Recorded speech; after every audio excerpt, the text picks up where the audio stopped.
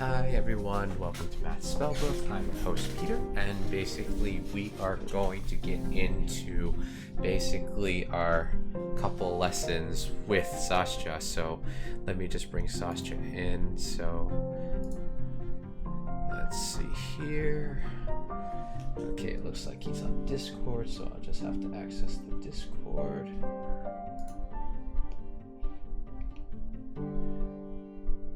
Hey Sascha. Hey. So basically we're starting stream here. So basically this is Sascha. He's going to be my teacher for real analysis and linear algebra. So are you ready for this, Sascha? Yeah, is my mic fine? Yeah, we can hear you. Alright.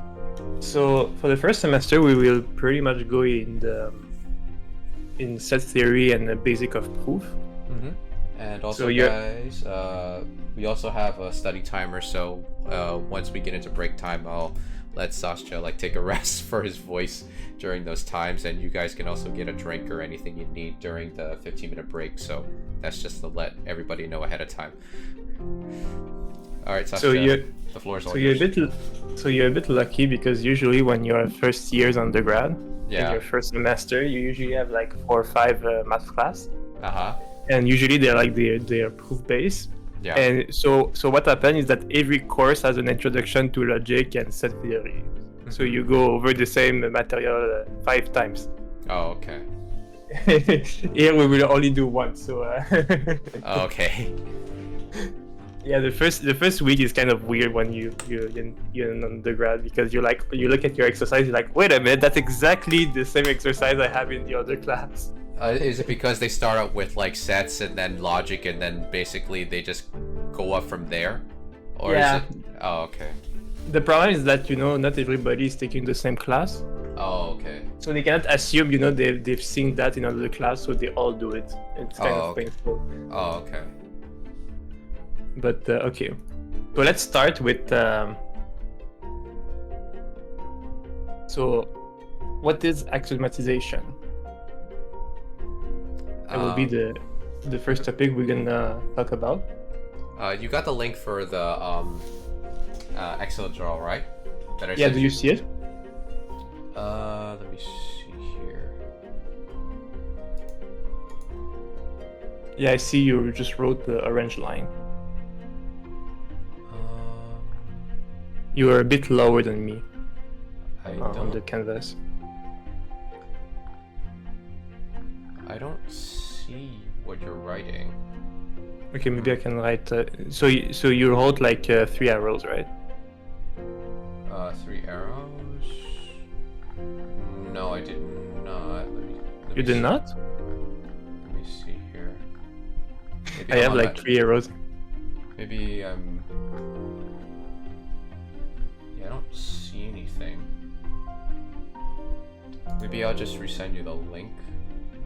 Yeah. Oh wait. Oh, I see. I think see your. can't- Yeah, I see. I see Okay, you see now. me. Okay. Yeah. All right. So axiomatic theory.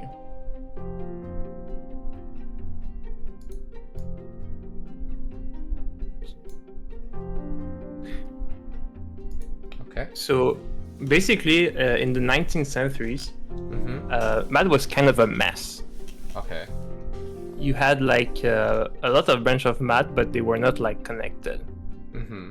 Like you had a theory for arithmetic, you had a theory for analysis, you had a theory for Algebra. algebra, abstract Geometry. algebra. Yeah, basically. So basically, all branch of math have like their own theory, and they were not really interacting. Mm-hmm. But I mean, in the 19th century, people sort of realized that like all those things were sort of connected. Mm-hmm. For example, in geometry, for example, in Euclidean geometry, you have this idea of Euclidean transformation, which is like basically transformation that preserve distance. Mm-hmm.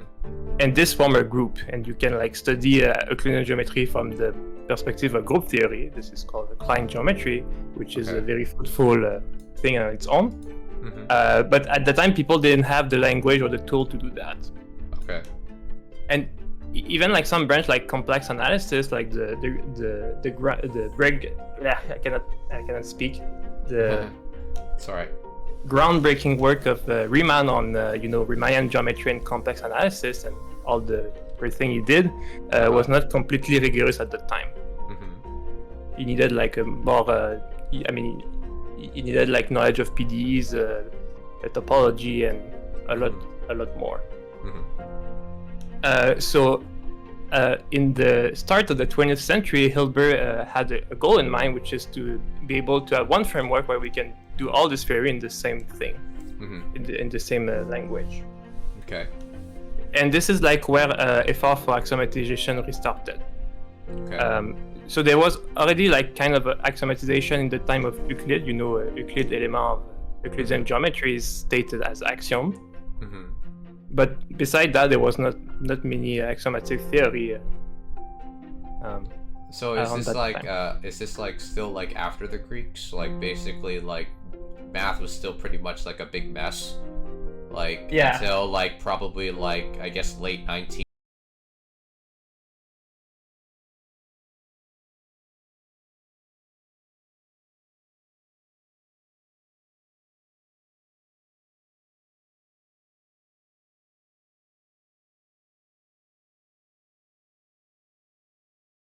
The time is if you have a function which is like given by a series.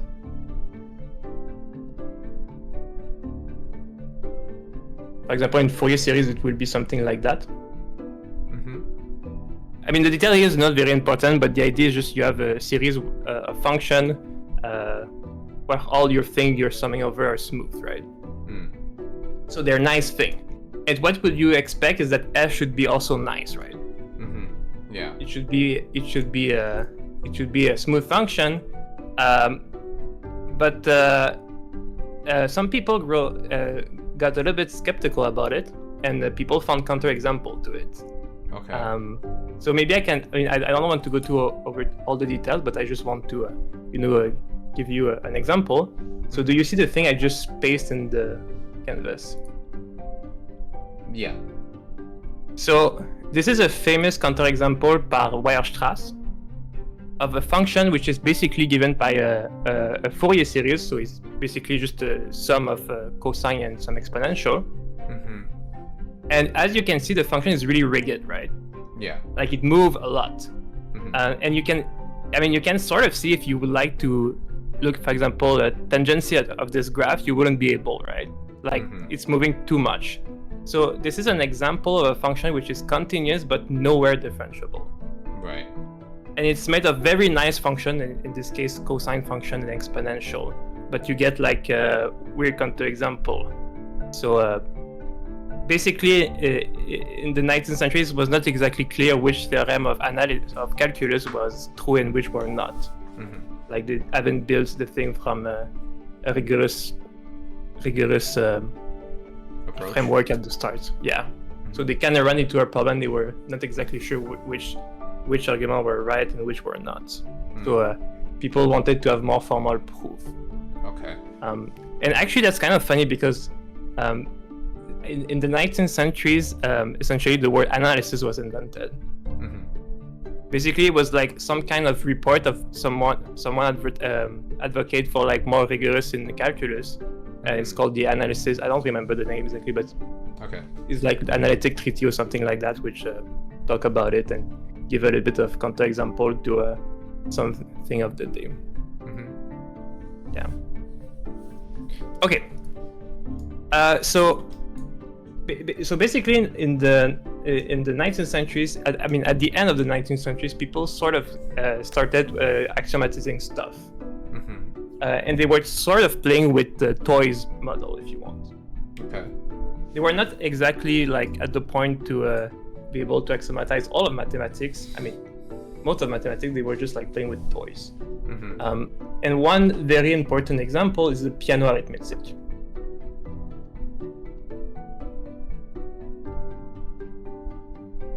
Which is an axiomization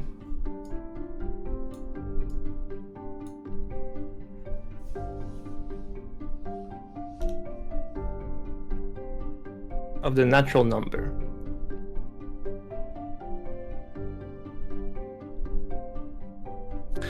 I don't know if you heard of that. No. Okay, that's very funny because you know the natural number game you play? So it's inside of a mathematical theory, so it's part of axiomatic theory. And the natural number games is a game that takes part inside of piano arithmetic. Okay.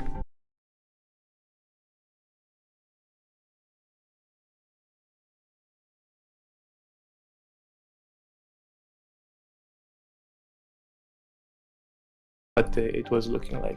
Oh, okay. Thank you. So here's like the axiom. So the first axiom just say 0 is a natural number. Axiom 2 to 5 just describe the axiom for equality, where it's mean for two natural numbers to be equals. So you have like obvious property, like if x is equal to itself, if x is equal to y and y is equal to x, then x is equal to y, or stuff like that. And after that, you have like some property of successor. So, for example, every natural number has a successor. That's like one of the axioms. Yeah. This map is injective, so it just means if two numbers have the same successor, then they have to be equal. Okay. And age just tell you that there is no successor to 0. And injective is like it's like onto, or is it one to It's one? 1-to-1, yeah. We will go through that today, so Okay. no problem with that. Okay. So that was sort of one of the toy example, and I mean, if you look at this theory, it looks very simple, right? Mm-hmm.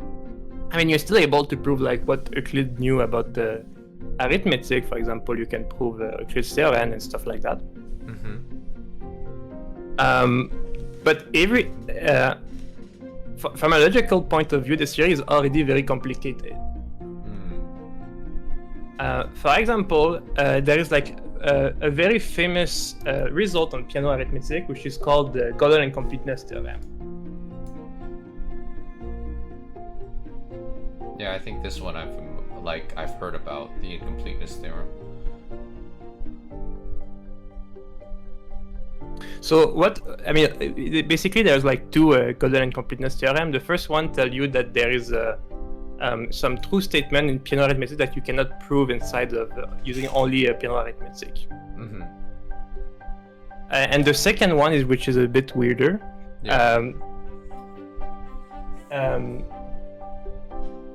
Which, I mean, we'll go through that, but basically, in a mathematical theory, you don't want a statement to be true and false at the same time. Right. Because otherwise you get contradiction, and there's like a well-known principle in logic that if you have like a inconsistent theory like that, you can prove basically anything. Mm-hmm. So proof will be basically worthless because you could prove anything, Mm-hmm. even if it's false. Right. And one theory said that basically the second Gödel incompleteness theorem said that basically you cannot prove that the theory of piano arithmetic is consistent. Mm-hmm. You cannot prove there is no statement which is true and false at the same time in piano arithmetic. In fact, you go even further. If you're able to prove inside of piano arithmetic that the theory is consistent, Mm-hmm. you automatically get a proof that the theory is inconsistent. Okay. So which is very a bit weird to think about it. Yeah, it reminds me of what you told me to read up on Russell's paradox. Yeah.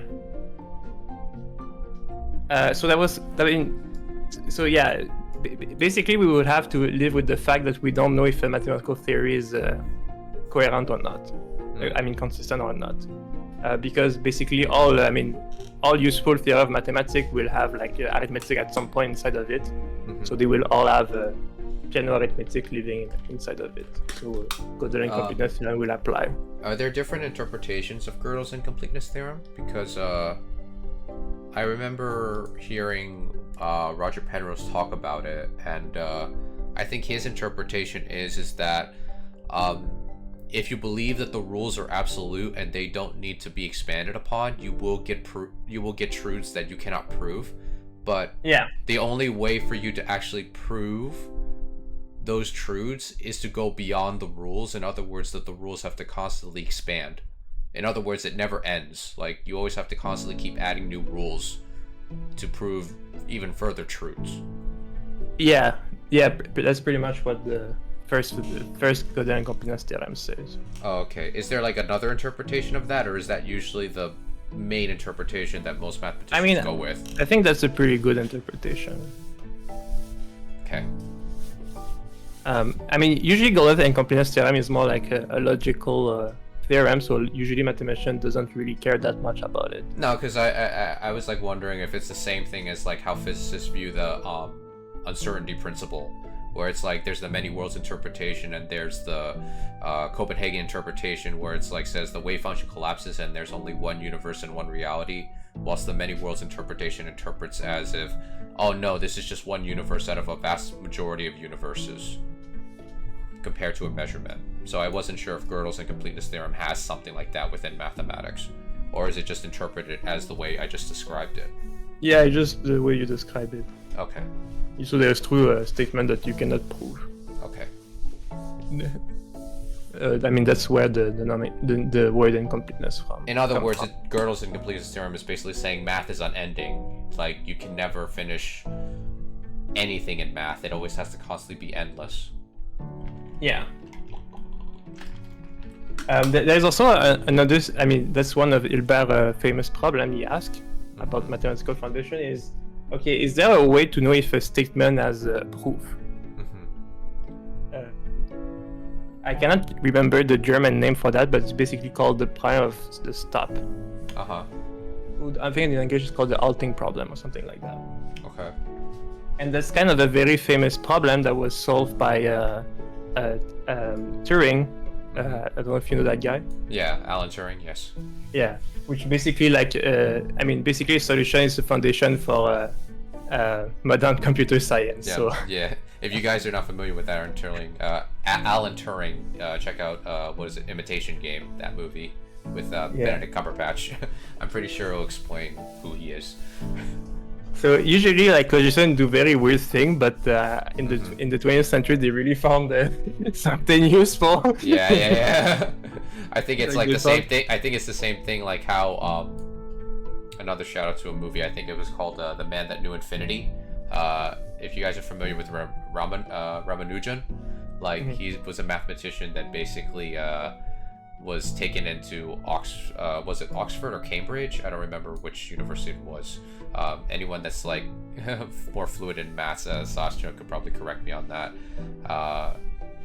Like I think it was like Oxford, wasn't it? That I cannot remember actually. That he joined with Hardy. Yeah, I don't remember. I mean, I know he was involved with Hardy, but I don't know which one. Yeah, so basically, like, it's funny because, like, mathematicians, like, I think it was the same thing Michio Kaku said, is like, mathematicians value themselves as being useless, and they love being useless because they can just dwell into the math realm without having to worry about physical applications. And then, like, down the line, basically their math is used for something that they never thought it would be used for, like whether it be physics or computer science or something like that. And I think like with Hardy, he basically loved the fact that number theory was untainted until like modern day computers came along, but luckily he was gone before then. Yeah. Okay, so I mean those were kind of toy examples, like piano arithmetic and Euclidean geometry, if you want. So people wanted a more general theory, and one candidate that people proposed in the 20th century was set theory. Actually, I should probably write it in the plural form because there were many set theories there.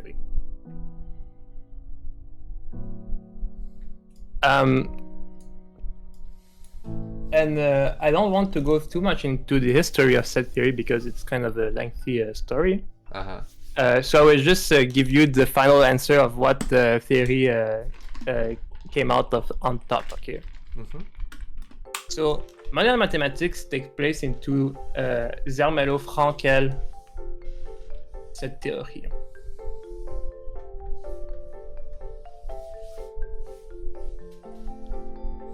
And here I have to watch out my spelling. I think Fraenkel is called like it's an A and an E. Okay.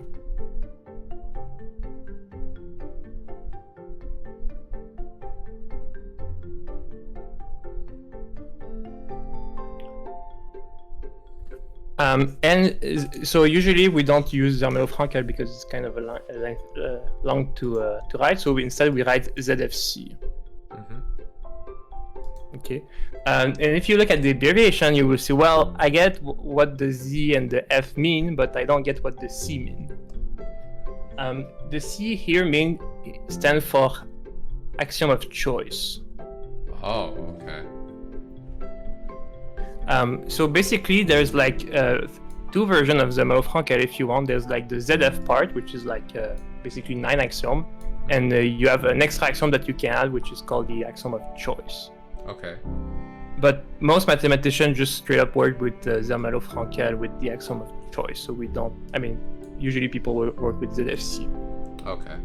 And to recap for anyone that's joining the chat, basically the axiom of choice is you can make things ordered, even if it's like an infinite amount of things, but you just don't know how they're ordered. Yeah, so this is not exactly the axiom of choice you're describing. What you're describing is called the well-ordering theorem. Oh, okay. But the thing is that the axiom of choice can be subsidized by the well-ordering theorem. So basically, the two are equivalent. Okay, so what exactly is the axiom of choice? So we will go through when I go through the axiom, okay? Okay.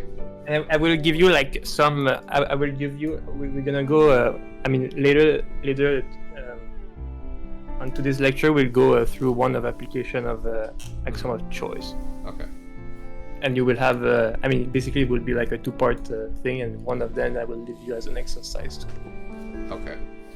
Okay. So the first axiom, I'm basically here. I will just look at the Wikipedia page because they're kind of hard to remember sometimes. Basically, you know all, you know what they mean, but sometimes you have to make sure you don't forget one, because otherwise you can get into trouble. Yeah. So today will be very formal, just like basically to give you the rule of the game. Mm-hmm. And like just I will give you like exercise for you to feel comfortable with Zermelo Fraenkel set theory, but in practice, when you will learn the basic, you will sort of forget about Zermelo Fraenkel. Oh, okay. Just you have to know the rule of the game once, and after that you'll be fine. Like, how many problems do you plan to give me after this session? I'm not exactly sure. I'll probably give you like 5 or 6 maybe. Okay. Maybe a little bit more. So the first axiom is axiom of extensibility. Mm-hmm.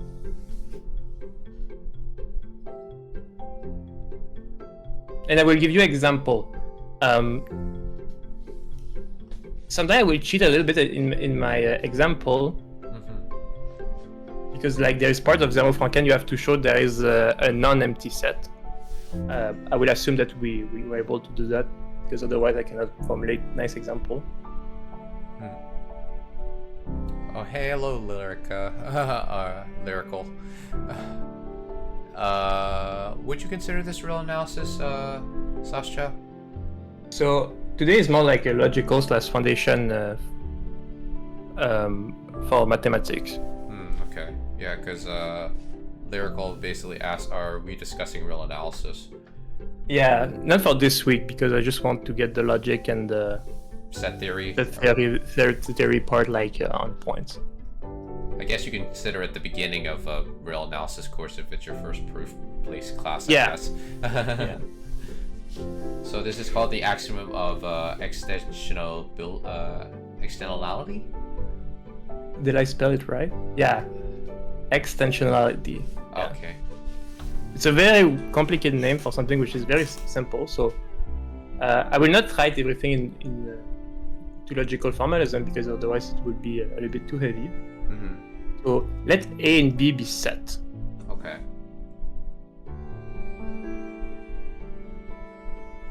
Basically, what this axiom tell you what it means for two sets to be equal.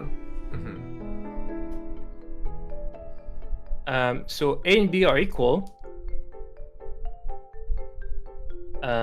They would be equal if if B is equal to A, right? Yeah. So we say that A is equal to B. Mm-hmm. Thank you for the follow, bootlegger. If and only if for all x in A. So are you familiar with this symbol? Yes. This symbol. Okay. So the first one is just a quantifier that says for all x inside of A. The second is just basically in. So for all x in A, we have x is inside of B. Okay. Okay.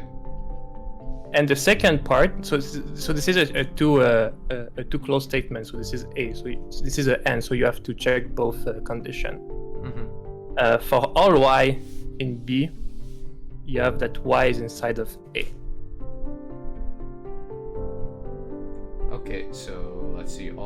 elements of A, X is an element of B, and for all elements of Y, that's supposed to be B, right?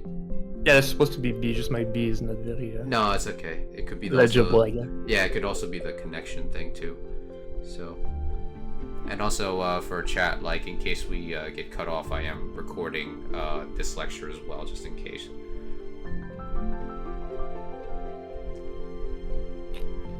So let's look.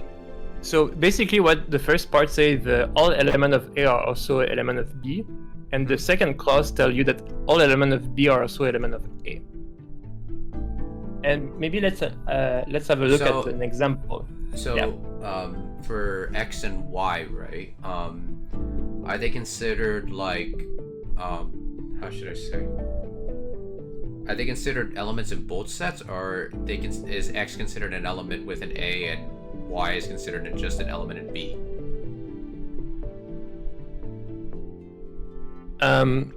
So usually in set theory, everything is a set.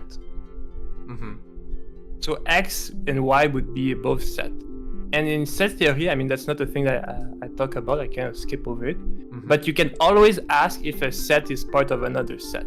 So in this case, is X only in A, or is it like both A and B? Like, what I'm asking is like, is the elements of A, X and Y in A and B, or is it just that X is only in A, and Y is only in B? Okay. So okay. I think I got your question. So maybe that's not what you meant, but okay. So the first clause here, the first parenthesis in green. Yeah. You just said that if you take any element of A, mm-hmm. let's call it a little x. Yeah. It will also be an element of B. Mm-hmm. And the same thing goes for the other clause. So for mm-hmm. all element of B, let's call it little y. Mm-hmm. Y is also an element of A. Okay. Does it clarify a little bit? Yeah, it does. It's just that like I think I was asking because I wasn't sure if it was something like this, or was it that basically it's just that only X is in A and B, Y is in B. That's why I was just asking that. Okay. Yeah, that's a bit of funny because in set theory, when you see the element symbol, is basically like a proposition. Mm-hmm. Like, is X in... I mean, basically what this thing says, like, for all X in A, so if we have X's in A, we must have X's in B. Mm-hmm. But this thing can be false. For example, it's completely fine in Zermelo Fraenkel to write is and an element of Z. Okay. I mean, obviously this is not... I mean, so basically you have to think of this like as a question. So it's a logical statement. It can be true, it can be false, right? Right. In that case, it would be false. Because element of Z are integer, right? Mm-hmm. And the natural number is a whole set of numbers. So it would make more sense if it was a subset, not a element. Yeah. Mm-hmm. Yeah, for the subset part it would be true, but as an element, no. Okay. Okay, so let's look at an example. So I will cheat. I will use numbers. So let's write something like that. So would you agree that those two sets are equal? Yes. Yes, because they have the same elements, right? Because with sets, it doesn't matter the order. Yeah. And what do you think about these?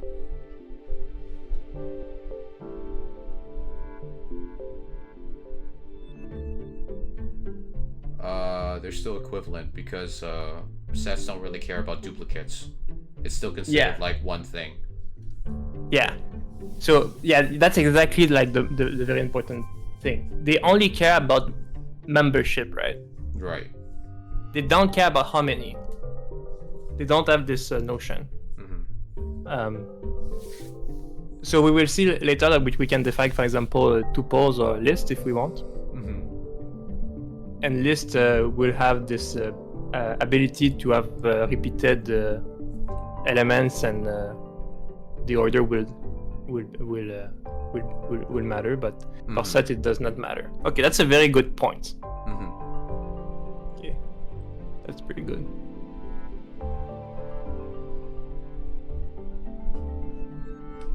Okay. The second axiom, which is a weird axiom the first time you see it, called the axiom of regularity.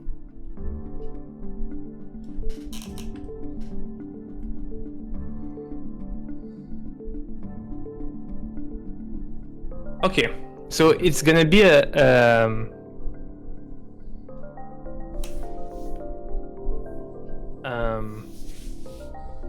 it's gonna be a very weird one.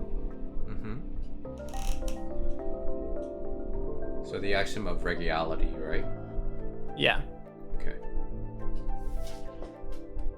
So maybe we can just write the straight up logical statement of that thing and see what it's mean, okay?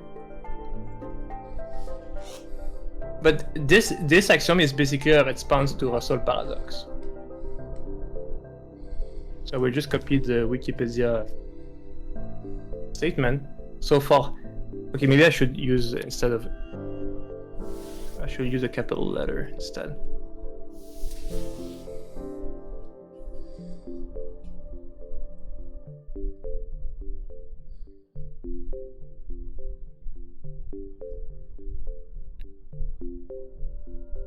So there goes a Y.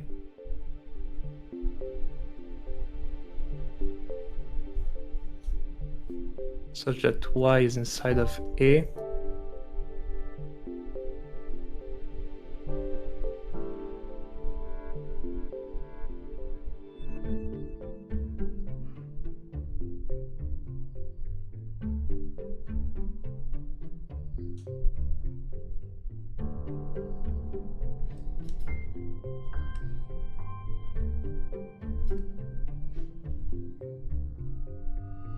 Okay, that's a weird axiom if we look at it.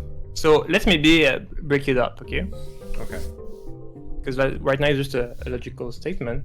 So here A is a set. Okay.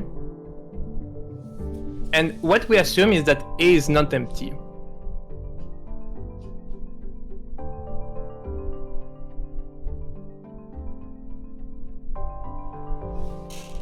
And so if we have the hypothesis that our set is not empty, then what the axiom say, it says that there exists some Y,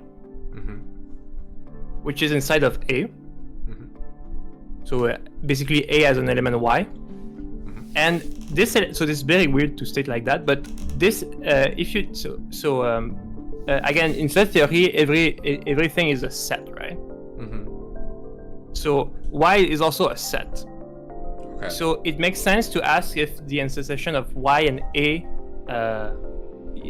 is not empty. Okay. And what this axiom tells us is the at least if A is not empty, you can always find an element inside of A which is not the entire set, basically. So is this like similar to a disjointed set? I mean, so like you know, two sets that basically don't share the same elements, but there will still be an intersection between them, which is an empty set. Yeah. So I mean, one consequence of this axiom, which I can say, which is maybe more concrete, is if A is not empty,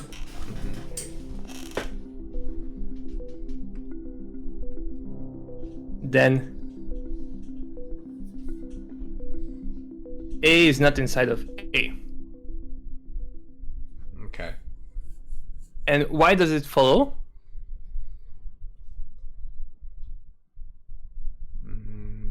Oh wait, actually I think I got a mistake. Hold up.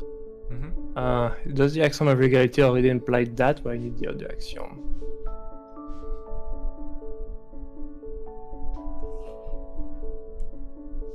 Yeah, I need another axiom, I'm sorry. It's alright. cannot just state like that. Okay, so maybe I will just, okay, I guess I can state like that, but we will need a little bit more than just this axiom, okay? Okay. But basically, this axiom coupled with another one we're gonna see later will imply that A cannot contain, cannot have a copy of itself. Okay. All right. And you might say that's a very weird thing, right? To have a set which might contain itself, right? Yeah. Lyrical basically asks, is Y empty? So Y can be empty.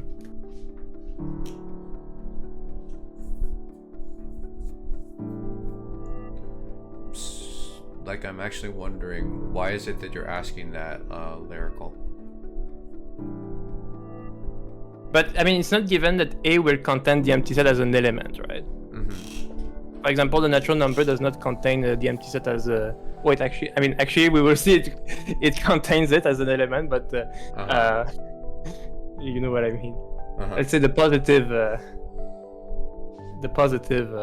natural number, then now it will not contain the empty set as an element. So basically, in this case, A is not it doesn't have it's not the empty set, but Y can be empty in this axiom you just wrote.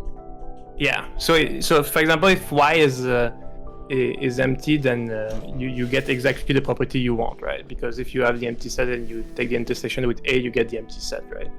But what if it is not empty? Is that still like does that still apply to basically saying like, oh, it's still an empty set from the intersection between these two different sets? No. So the axiom just say there exists. It doesn't say it works for all the for all element of A. Okay. So for example, I can give you an example. If we take A to be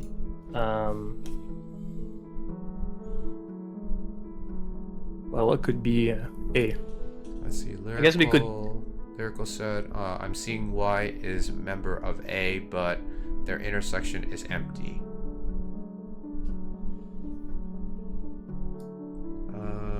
Oh yeah, because Y is an element of A. So maybe we can have a look at something like that. Okay, maybe let's use the same notation I used before. So you want to make that be a Y? Yeah. Let's see why. Okay. So in that case, here, if I want to ask is, maybe I can just write Y. Oh, sorry. No, it's okay. Does this Y that I just wrote below satisfy the axiom above? Mm-hmm. So do you agree that Y is an element of A? Yeah. Yeah, because one of the elements of that is exactly Y, right? Mm-hmm. Is the set that contains 0 and 1. Okay. But what about the intersection?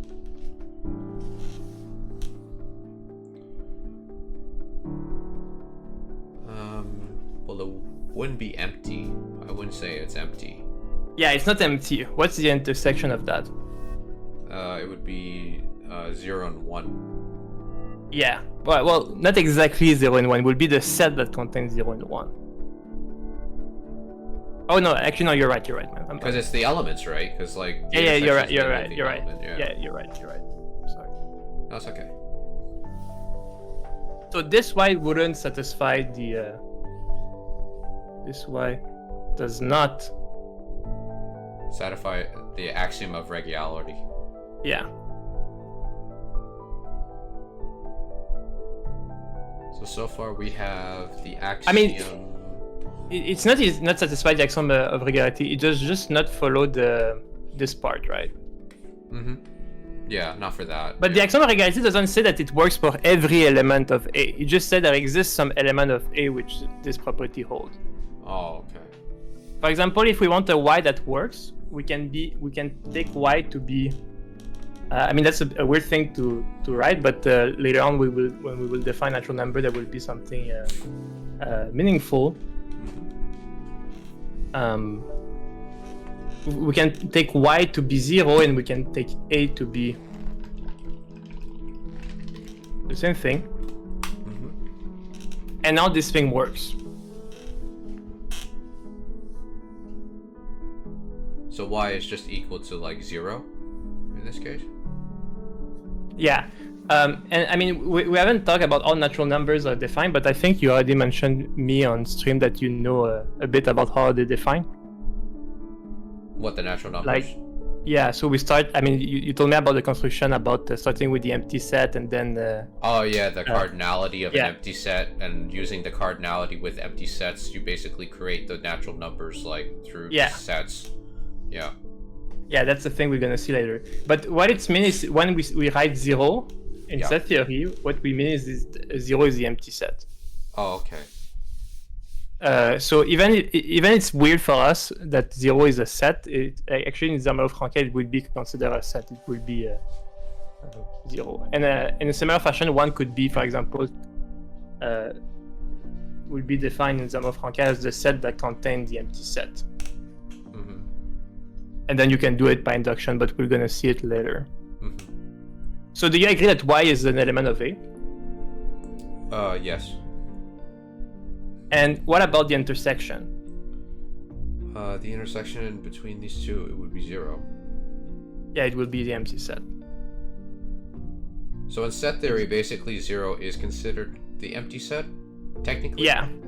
Okay.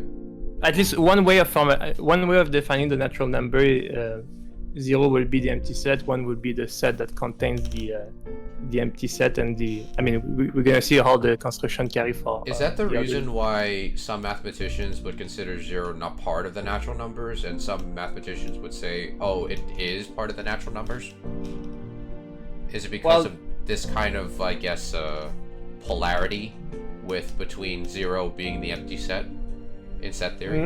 Not really. I think it has more to do with historical convention and stuff. Yeah. Oh, okay.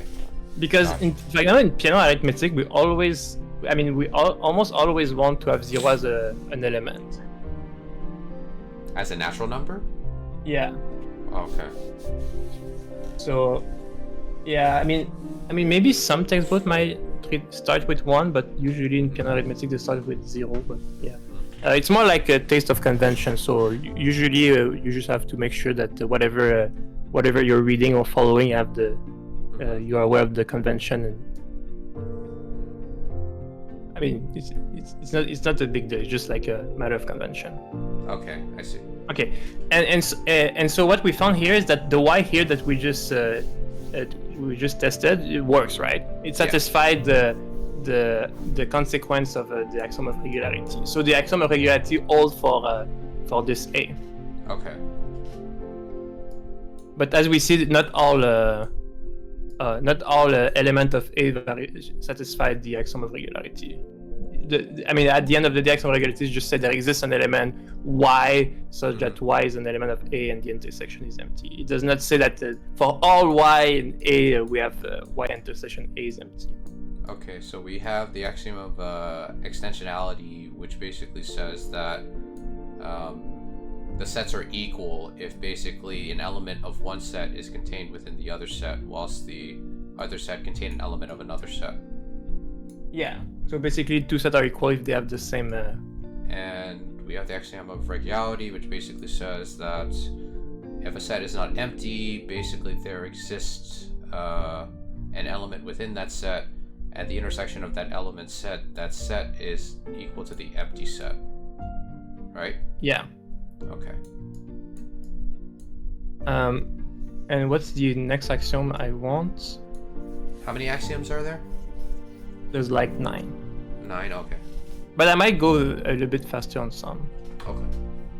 Because they're a bit boring to do, but we have to do it at least once in our life. Nah, that's fine. That's fine. It's a learning experience. Okay, so so the next axiom in the list is the axiom of specification. Okay, this one is very straightforward, so I will explain. Okay. Suppose you have a set A, Okay. Then you can build a subset of A using this construction. Okay. Oh, I should probably write the name of this axiom. So this axiom is called the axiom of schemas.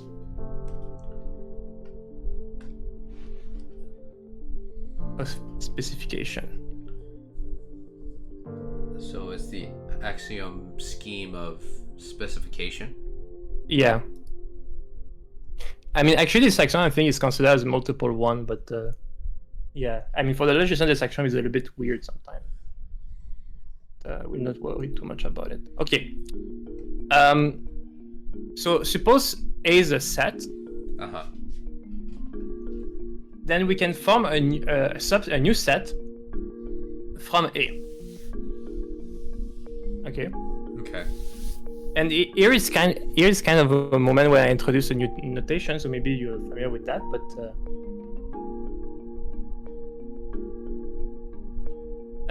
we can create a new set with this. Okay, so let me explain what on earth this thing means. Okay. So here you see the phi. Yeah. This is a proposition. Okay. So this is a logical statement which involves x, or element of A. So it can either be true or false. Okay. And basically what this is basically it said, okay, look at all the x in A. So all element of A that verify these properties. Okay. So it's basically like a filter if you want. Like it allows you to create like subset based on some criterion. Okay. So maybe this is a little bit abstract, so let's maybe give a concrete example. For example, take A to be Z. Okay. For the integers, right? Yeah. Okay. What we can do is using the schema of specification to define a subset of even numbers. And maybe we could write something like that.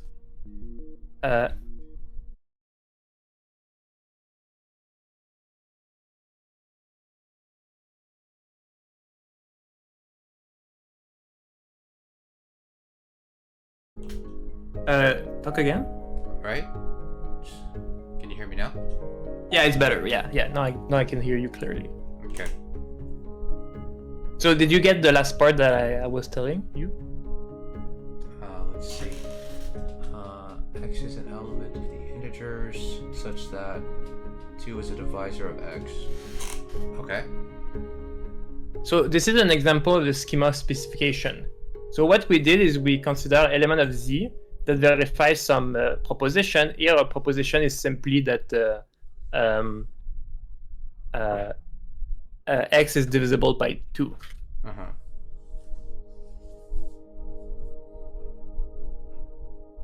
So in our case,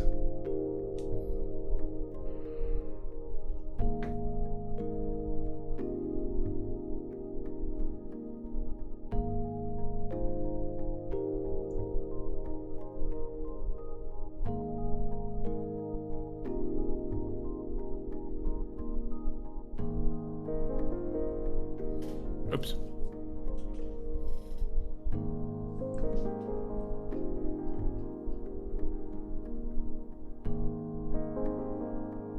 Are you still here, Peter? Yeah, I'm still here. I'm just listening. Okay, yeah. I was unsure. Okay.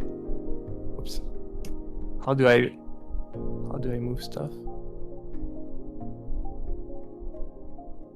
I think you just like, yeah, I think you can Oh just god, grab it. that's not the way. Yeah, I think you Okay. can just drag it. Yeah, there you go. Yeah. So here's a proposition is x is divisible by 2. So I mean, you probably seen that. I mean, you probably even use that without knowing that's an axiom. But So you is can, so is this axiom supposed to say like basically just create the structure, like such as a set basically has like, you know, this variable is an element of the set, and then such as like with the dashed line, and then basically the proposition like afterwards. Yeah, exactly. That basically, is that what it basically is supposed to specify? It's just saying the rule to set up to make the set do certain conditions or make a set is just that type of construction. Yeah, exactly. Okay. So as I said before, you usually you want to think as the proposition as some kind of filter. Yeah.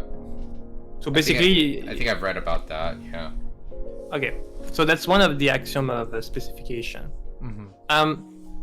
I mean, I will go to Russell paradox, but previously there was another axiom of schema specification which was wrong. Mm-hmm. So this one is like kind of the patch version, and I will explain it later when we talk about Russell paradox in a few minutes. Okay.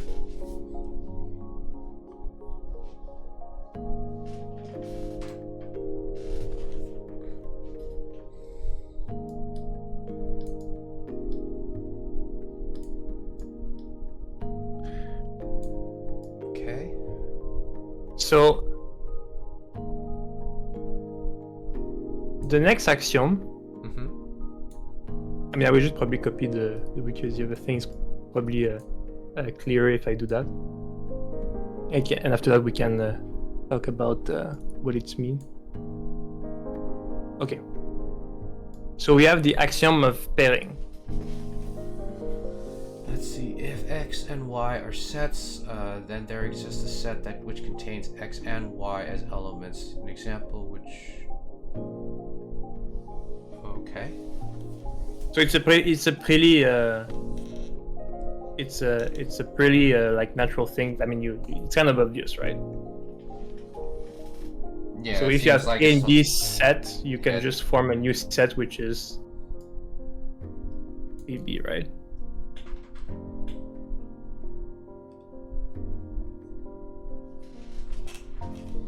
AB. So it's a set that contains both sets. But I remember reading about this. Is this like the ordered pair of sets? Not yet. So for example, you just create you just put A and B inside of a set. It does not distinguish between the ordering. But it's just pairs, right? It's just basically pairs of a set. Yeah, so basically you just take two sets and create a new set whose elements are the two sets we had previously. But you're right in the sense that later on we will be able to define pairs using this axiom. Okay. At least with some other help. Okay. And I think now we can. Oh, wait, what do I need for that? Oh, I need the union. Okay. We're missing one example, and after that we can show that there is no set that contains itself.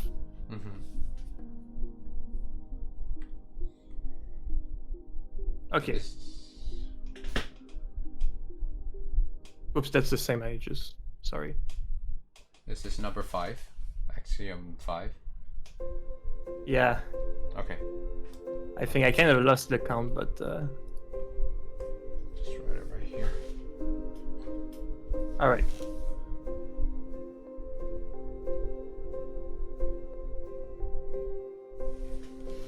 Let's see. Axiom of union. The union over the elements of a set exists. For example, the union over the elements of the sets. Okay. So basically, what it means, like in practical terms, it just means if you have a collection of set, you can just build the union.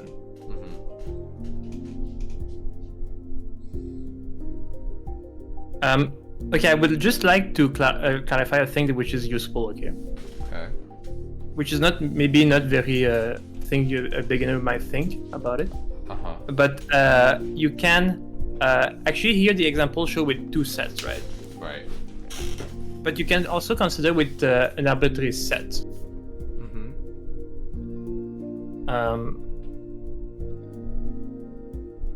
For example, maybe I can. Well, I mean that's a kind of a weird thing to write, but let's do it anyways.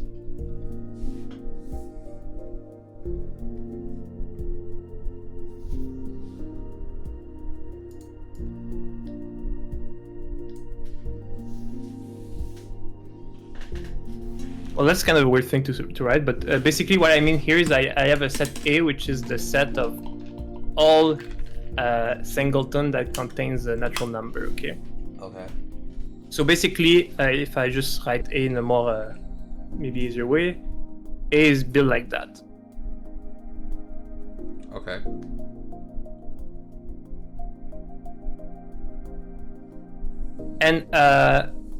And what basically, so basically this axiom tell you that union exists. So they tell you there is usually the set will be called something like that. Mm-hmm. And what it will just be so those are sets. And what the element of this guy will be, it will just be the set that contains all of those. So we get 0, 1, 2, 3, 4, etc., etc. Mm-hmm. So you see in the example they take like the union with only 2 elements, right? Right. They were only considering 2 subsets if you want. But you can do it more general. You can do with an arbitrary number of a subset, and you can still make sense of the union. And this is like supposed to be like the big U, right? Like yeah, big U. Like how you would put like sigma for the summation, but this one is like the big U for like union, right? Okay. Yeah. Actually, using this notation for writing the union is kind of old. Oh, okay. Usually, what people will write in modern language will be something like,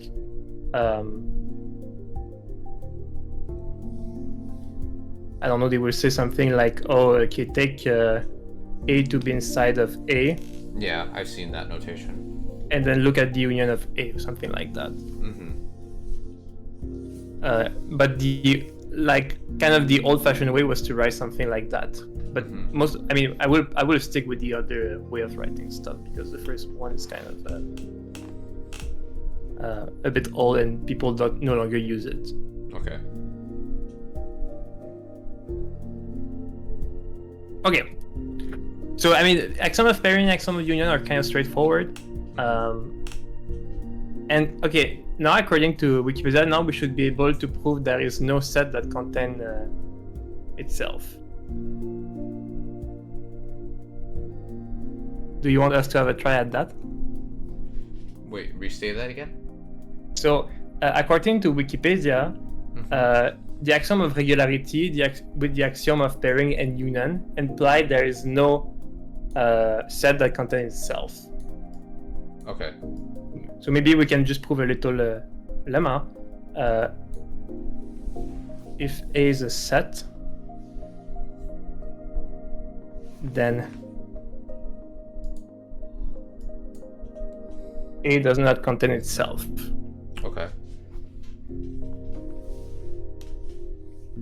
I mean, that's kind of like I mean, if you think about set, it should be like kind of obvious, but I mean, obviously we need to use the axiom to be able to get that. So let maybe see how this thing works. Okay.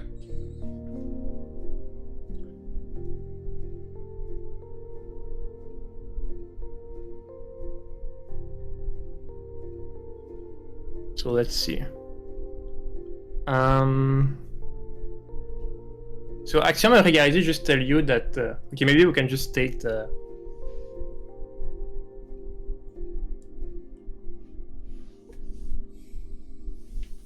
maybe we can just restate the axiom. So axiom of regularity say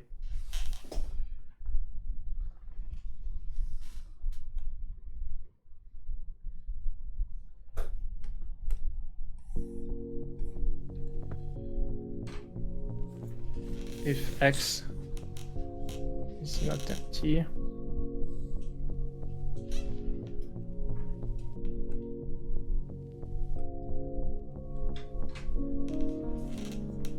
then there exists a Y inside of X such that Y intersection X is empty.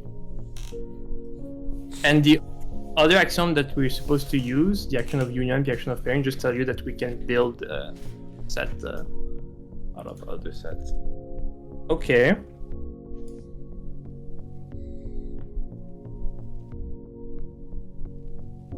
First of all, we can assume that A is not empty, right? Because otherwise, if A is empty, then obviously you cannot contain the empty set, because otherwise the empty set will be an element of A, right? Right. So assume A is not empty. I haven't prepared the proof, so we'll have maybe to improvise a little bit. Let's see if we can think about it. It's probably like something very obvious that we have to think about it, but okay. So what's the problem having A inside of itself? Like, what's the problem with it? Yeah. If A contains itself, then, like, I mean, this just popped in my head, but if it contains itself, it'll just be like kind of like an infinite set at that point, because then that set will also contain A, and that will also contain A, and it'll just be endless at that point. Yeah, I see what you mean. But we need to use the axiom, right? Mm-hmm.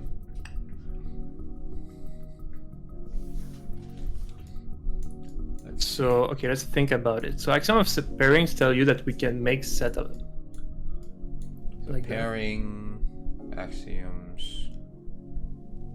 I mean, you'll be constantly pairing a lot of axioms of the same set at that point.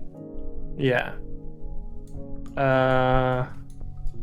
Okay, we have to write some sets actually. Sorry. Sorry. Hey, poison mouse.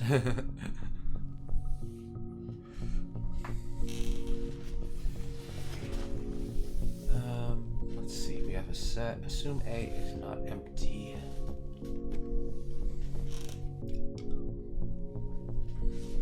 Okay, so we're gonna write the proof like that. So assume A is not empty, and for the sake of contradiction. Mm-hmm.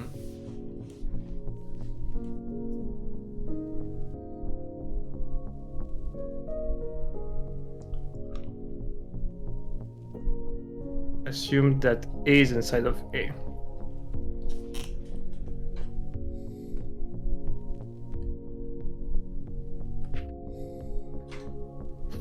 That's like a very weird thing to think about it. So Yeah, set containing itself. yeah. Because I keep thinking it's going to be an infinite loop at that point. Because if that set contains itself, then if it contains itself, then it will contain another one of itself within itself. Yeah. But actually, if you think about it, I mean, the reason why we don't want that is because we don't want a set of our set. We don't want what with the set? A set of all set, a universal set. Oh, okay. Because a universal set would have these properties. Oh, okay. Because if the universal, if the universal set is a set, then it has to be contained in itself, right? Yeah. But I mean, in Zermelo Fraenkel, this sort of thing cannot exist, and basically this lemma will show that it cannot happen. So we just have to figure out. Maybe I will have to look it up because I don't remember. Probably silly thing, but I want to try a little bit. Maybe you can also throw idea if you have some. Okay. So let's see.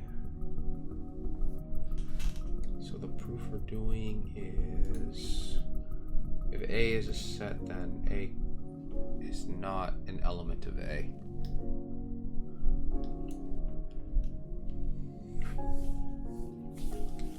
So we need all the axioms. Axiom of union. Okay, I will use a little bit of my feeling. I think we should look at something like that. But maybe that's foolish. So if you have other idea, you can try to write it on the side. Okay. Okay.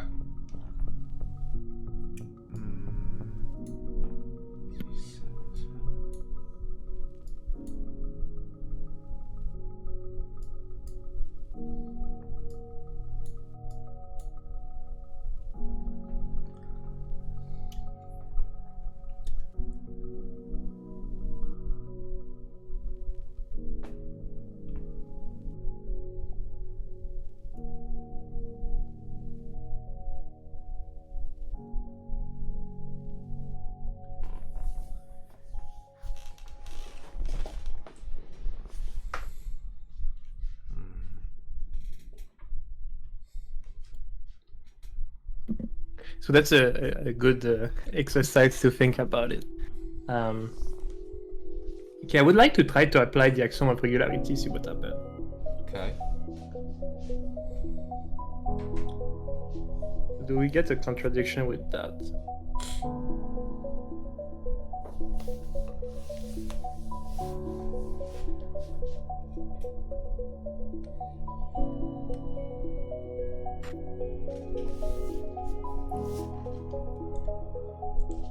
So according to the axiom of regularity, there should exist a y inside of S such that y intersection S is empty.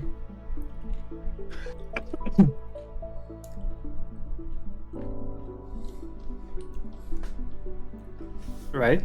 Right. Okay, so here we just have two elements, so we can just check all elements, see if we have a trouble, if we get in trouble. Okay.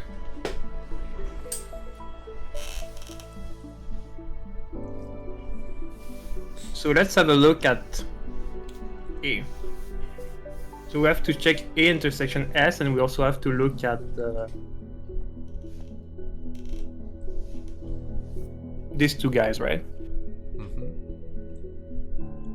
So the guy on the right is obviously not empty, right? No. Because it must have A, right? Right. So what about the guy on the left? The guy on the left...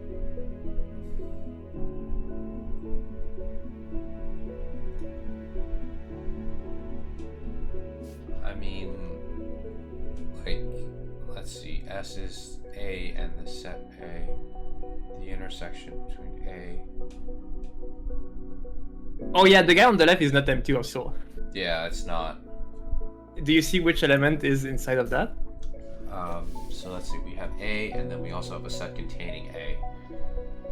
So basically the intersection between them, if we're doing it by contradiction, and you said that basically if A contains itself, then it will obviously contain A at that point.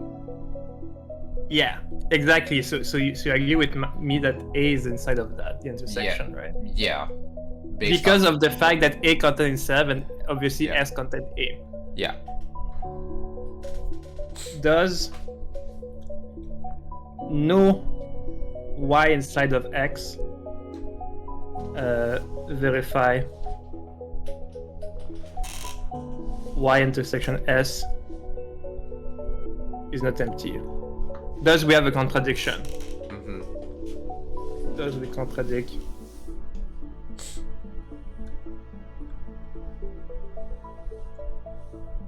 Axiom of regularity.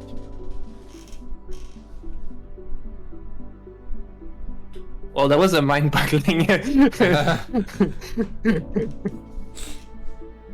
Does we? Yeah, I almost forgot like exactly what we were trying to do at that point. Yeah, I mean it's very weird to think of a set containing itself like that. Yeah. But you see, I mean, even if I was like kind of a bit lost, I just like restate like the hypothesis. Now, I'm guessing this is You how see- mathematicians approach things. It's like if the proof is like super long, they're like trying to do something, a subsection of that proof, and they're like, "What was I doing again?" Yeah. So basically what went through my mind, I'm like, okay, well, I mean, the contradiction cannot be very complicated, and we have to write some set. So maybe just like the simple set that you can build out of A, and then say, okay, well, if I want to contradict something, I probably have to contradict the axiom of regularity, and then we just basically do the computation and saw that S cannot verify the axiom of regularity. Okay, so one corollary of that is that there is no universal set.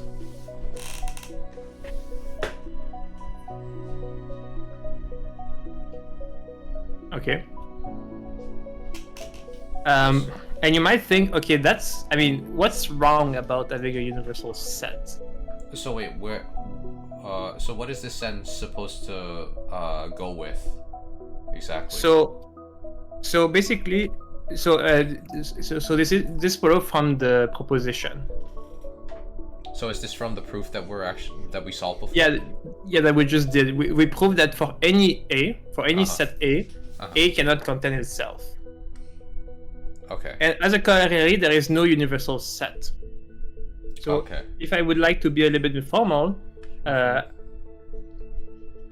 exists no set S such that for all other set A, we have that A is inside of S. Okay. So this guy are set. So there is no universal set. Okay. And you're like, why do we hate so much the universal set? Why is not like a thing we would like to have in our theory, right? I mean, it sounds like something useful, right? Yeah, because it's basically like, saying that there's nothing that contains every single set that we know. Yeah.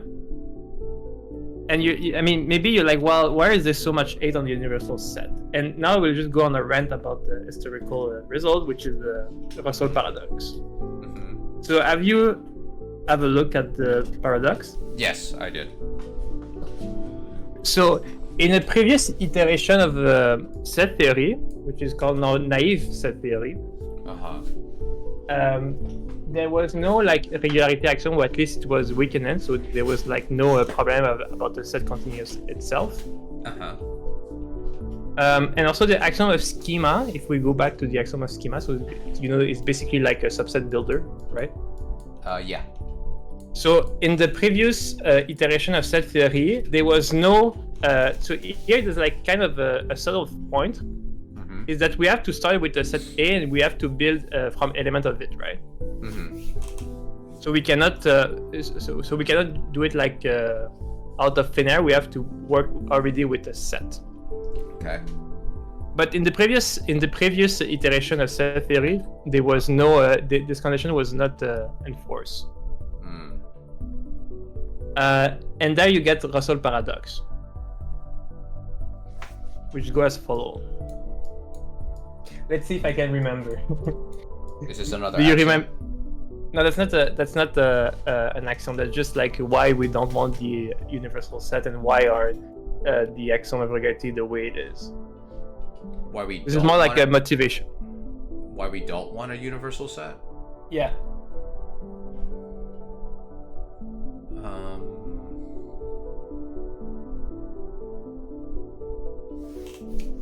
Let's see. Like, are we referring to like basically a set that contains any rules, or a set that doesn't contain any rules, such as like different, like a set that doesn't contain propositions? Are we referring just regular sets with just elements in it? I'm not sure to understand your question. Basically, what I want what I want to show you is that in Zermelo Fraenkel, the thing we just proved right now, is that there is no universal.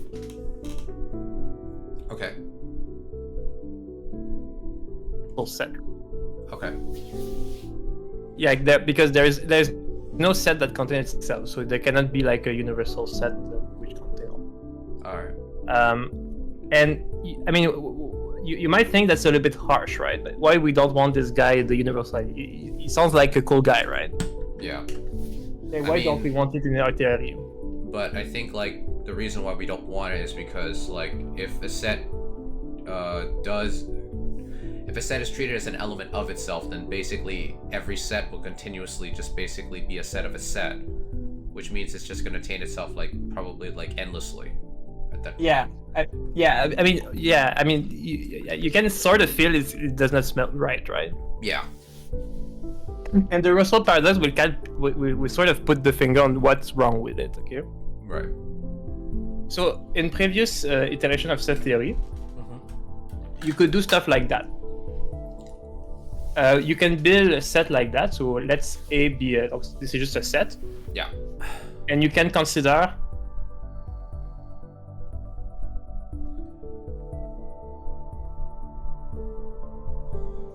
consider this guy.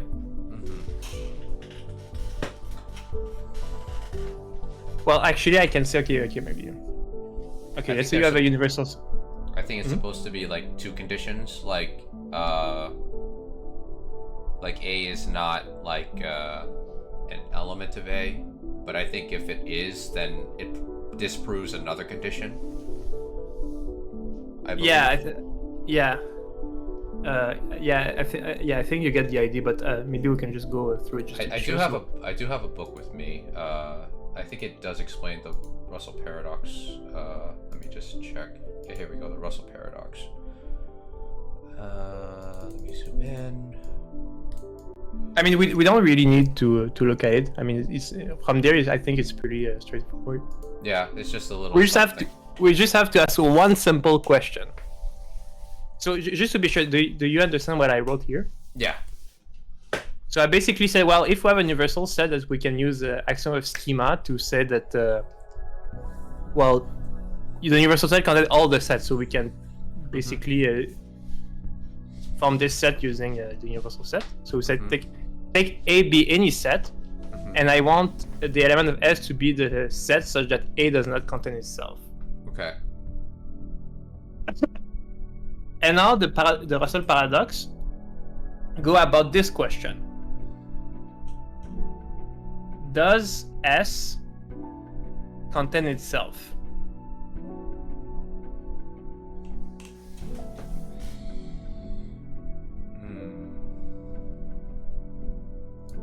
Let's see. A is an element of the universal set A.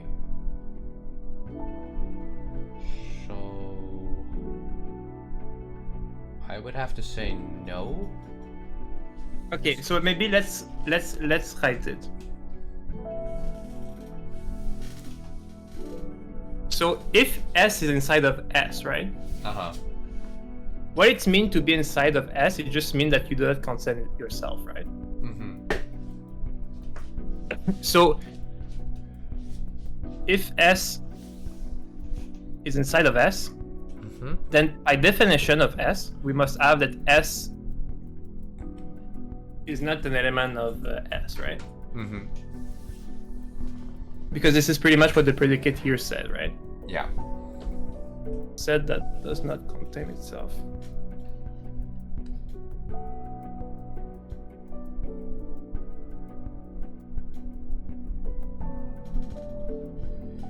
What about the other direction? Let's see. If S is not inside of S, what can you say about it? Well, first of all, it doesn't contain itself. That's one thing. Another thing is that,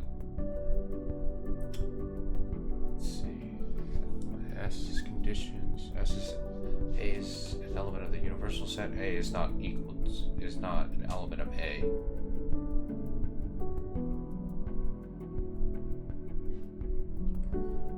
So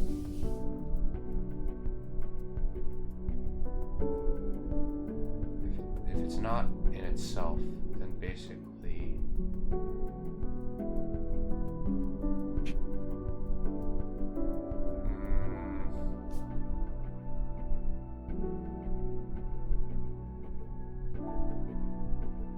doesn't that also be like the same as like the first one, but only the opposite? So basically, if it's not contained within S, but yet somehow it is contained in S?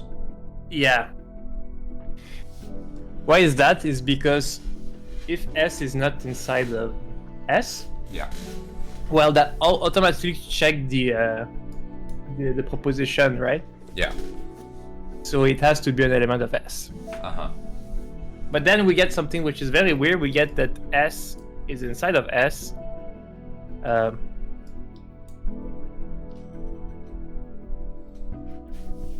If and only if S is not in S. Yeah. And basically that's something weird, because in set theory, the proposition of being an element of something, like for example the proposition A is inside of S, is either true or false, right? Yeah. But here we're kind of stuck, because what we get is that, well, if S is indeed inside of S, so S is contained in S is true. Yeah. Then it implies its negation. So it implies false, and false implies true. I mean, I will not go over what we can do, but basically we have such a theory where you can It's prove... just a paradox. Yeah, you can prove something is true and at the same time something is false. Yeah. There is nothing you can do in this theory. Everything is true. Okay. So I mean, it has no. I mean, for mathematician, it has no value. Okay. This is called an inconsistent theory, so we don't care. Okay. So you kind of see like why we don't want the universal set. Oh, okay. Because it kind of allows us to use the axiom of schema to build this monstrosity and then get into trouble. So this is pretty much the heart of a Russell paradox. Okay. Okay, does it tell a little bit? Like, did my explanation help a little bit to understand Russell paradox? Oh no, I think connection issue.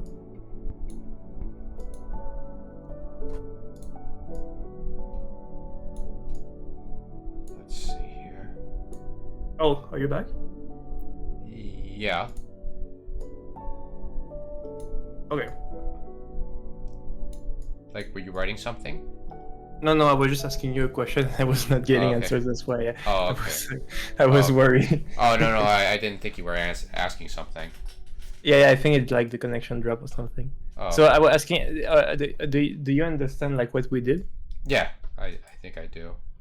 Like, yeah, because I knew like the question you were asking, like about like S being an element of S. I figured that like basically with the answer for the second one over here, I figured that it had to be symmetric with this one. So yeah.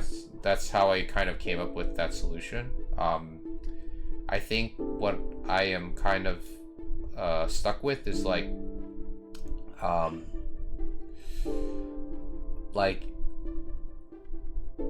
so if it's not contained in S, then basically it's still contained in S.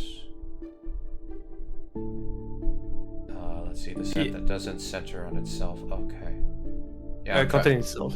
Yeah, like I'm trying to like see like the deeper logic within this I guess symmetry, even though it's not it doesn't make sense. Yeah. Even though it doesn't make sense.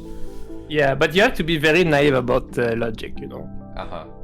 You have to think very naively. So you say, okay, what's my hypothesis? Well, I'll say that S does not contain itself. Okay, yeah.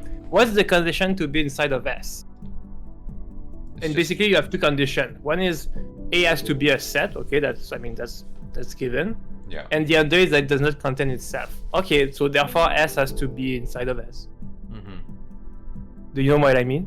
Yeah, so basically the condition has to change within inside the parameter or the proposition in some way. Basically saying S has to contain S if it's like part of the universal set. Yeah. Okay. So Russell paradox answers the question why we don't want universal set. Okay. Or like do proofs involving the universal set.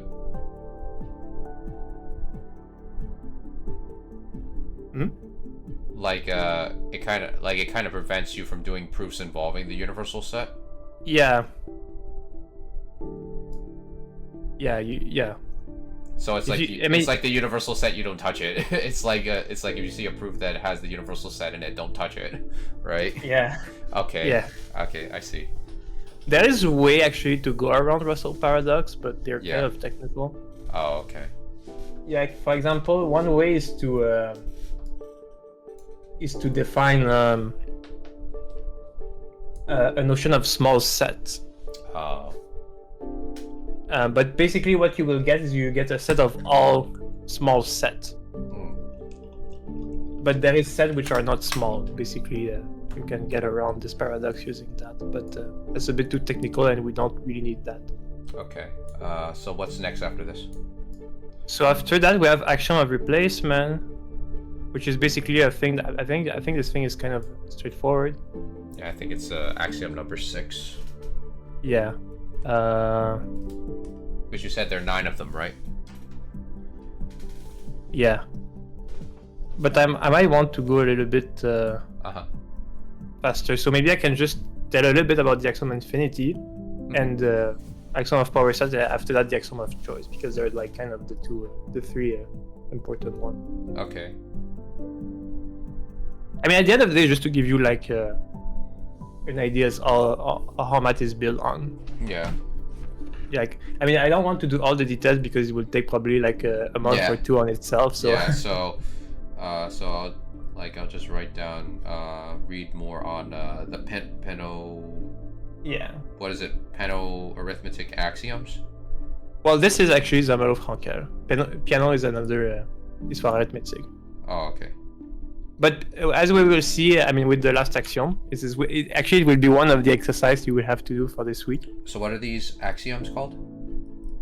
Zermelo Fraenkel set theory. I just send you the Wikipedia link to the the page. So that way I'll just read deeper into that.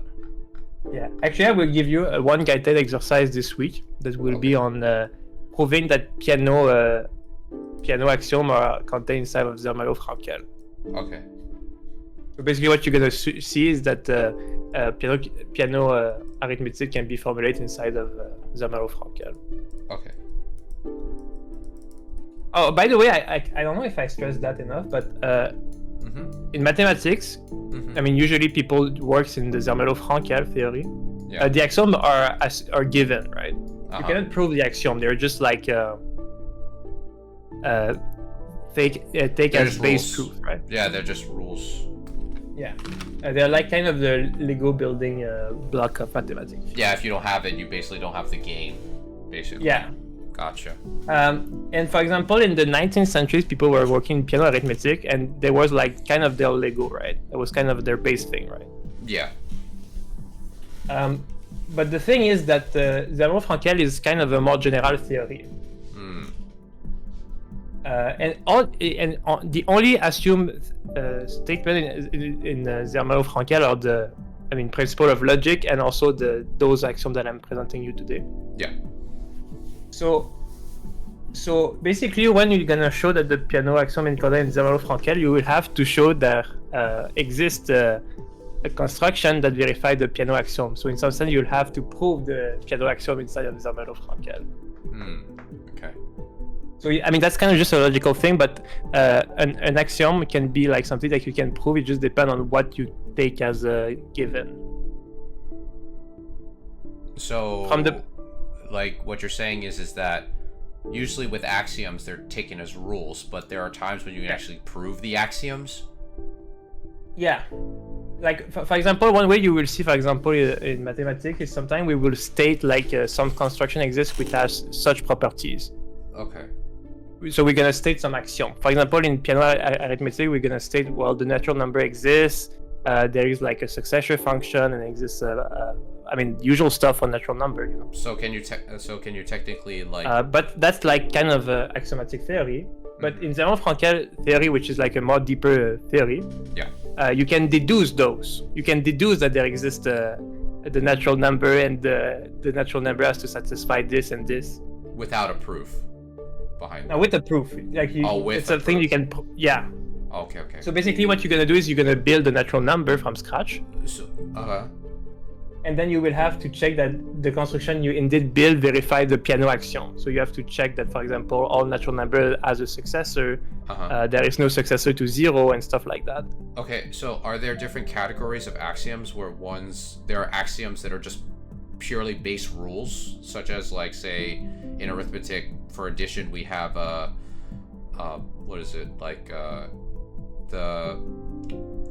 distribution rule, the associative rule, the associative property, the distributive property, and the commutative property. Like, we take those for granted as just basically just being rules, right?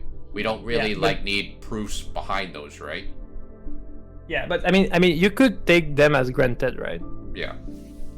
And that would be fine. If you just say, okay, I take in my logical context, I take those as my axiom. I assume those are true. But you're saying like the Zermelo Fraenkel axioms, you can actually use proofs to prove that they actually are. Yeah. Okay. That's correct. are they the only axioms that you can use proofs to actually get them to appear, or there are many mathematical axioms that you can prove are true through mathematical proof writing? Okay, I will just take an example of piano arithmetic because I want to keep the stuff simple. Simple. Yeah.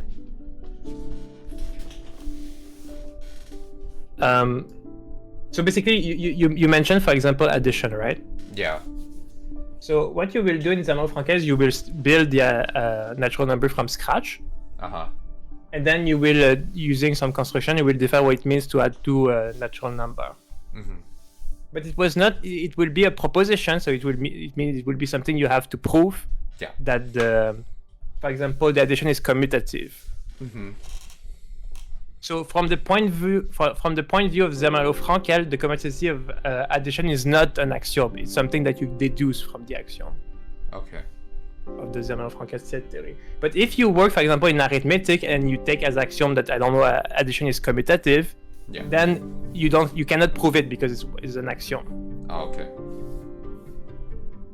You're just basically saying that some axioms can be proven true through, like, you know, the proof process, while other ones, like, you can't. Yeah, but you sort of have to think like there's like a kind of multiple logical system. There's like Zermelo Fraenkel, which is a very general theory that kind of encapsulates everything. But if you find yourself working in a smaller theory like piano arithmetic, what you take as axiom will be different depending on which theory you work. Okay. I mean, for example, in Euclid geometry, you know, you assume that the plane exists, right? Right. In Zermelo Fraenkel, we basically have the empty set, and that's pretty much it, right? Right. So we have to build the thing, right? Yeah. So for us, it's not like given that there exists a set which. So depending upon what branch of mathematics you have to like have some axioms that don't have proof behind them, but you have to have them. Such as for geometry, you have to assume that there is a plane. Otherwise, you won't have shapes. Yeah. Gotcha. Okay. But in Zermelo Fraenkel, you can prove that, you know, there exists like the real plane, and the real plane satisfy the. Oh, okay. So basically, like with this system these system of axioms, you basically can build space from scratch in some way. Yeah. I mean, basically from the 9 axioms that I'm just telling you right now, you can deduce all the theorem from mathematics that we know. Gotcha. Okay.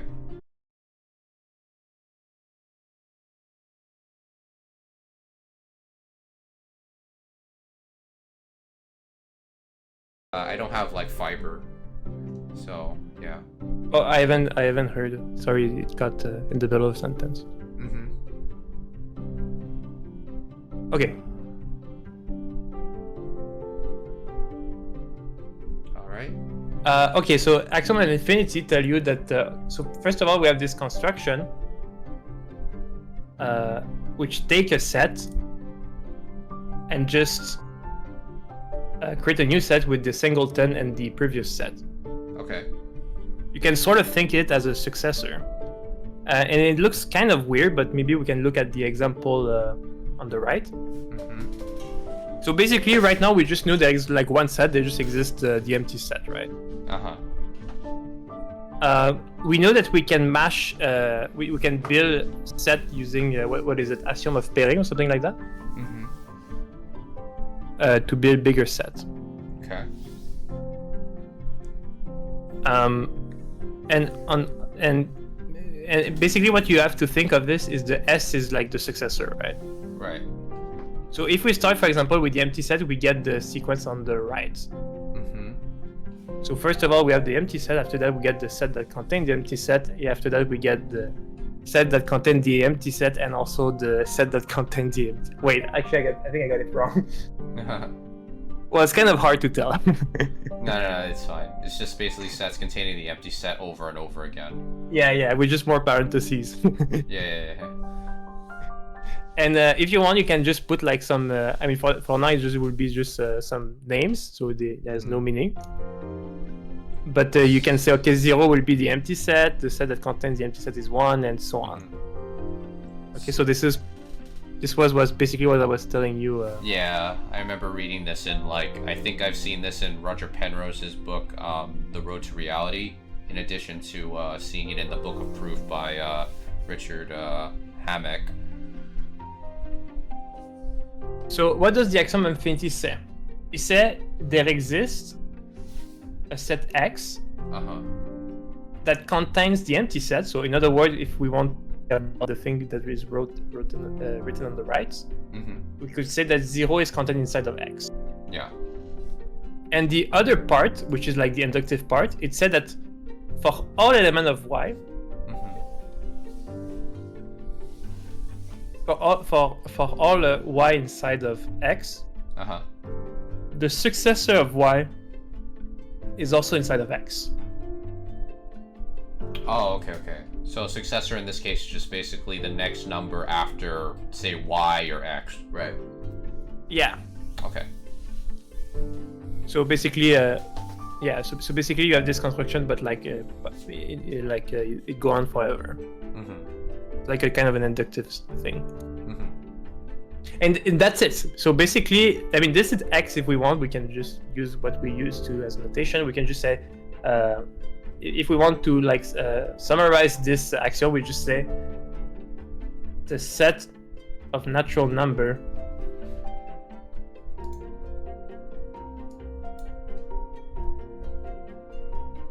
exists.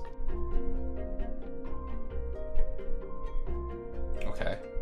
And in the sense, what is the natural number? So the natural number contains 0, and they contain also the successor of other numbers. Other numbers. And what does the successor mean? But it means the thing written on the black square there. So if it wasn't for the axiom of infinity, we wouldn't have we wouldn't have 2 after 1, or 3 after 2, or something like that, right? Yeah. Okay. But here there's something subtle we would have to prove, which is part of showing that the Taylor arithmetic can be deduced from Zermelo Fraenkel. From now, I mean, it's kind of obvious, but it will be an exercise for you to show that actually X and its successor are not the same. What is not the same? For example, that 0 is not 1. Oh, okay. Or 1 is not 2, you see. You will have to work a little bit using the other axiom to show that's not the case. Actually, they kind of tell you that in the at the end of this paragraph, I think. Oh, okay. Anyway, so basically, this axiom just tells you that the natural number exists. Okay. But you need a little bit more convincing to show that they actually verify the usual property, because for right now 0 is the empty set, but 1 is the set that contains the empty set. It's not exactly clear that you can do arithmetic with that, right? If you tell someone on the street that, oh yeah, did you know that 1 is the set that contains the empty set, he would probably look at you if you were crazy. Oh no, I think this would be good. I think I'd done it in one of our streams where it's, or at least one of my streams where it's oh, I show you how to get the natural numbers from nothing. And I think I showed it, and I think I did show the von Neumann ordinals at that point because I thought it was so cool. Oh, okay. If you already did, then you don't have to do it again. Okay. I've seen it in books twice, and I always find it very, very cool because I would always show my friends that don't know math. Alright, okay. So what's next? So next we have the axiom of power set, which is kind of like the last boring one 7, before. Right? Yeah. I think I might have skipped one though. I'd have to look back what it was, but yeah. Okay. So axiom of power set. So if I don't want to go through over everything, but maybe I can just summarize what it said. It basically said that the power set exists. Okay. So are you familiar with that? A power set? Yeah, it's basically a set that basically contains all the possible sets that could be made through the either elements or the sets within the set. Yeah. So this is a set of all subset. So just to be sure, we're gonna write PA as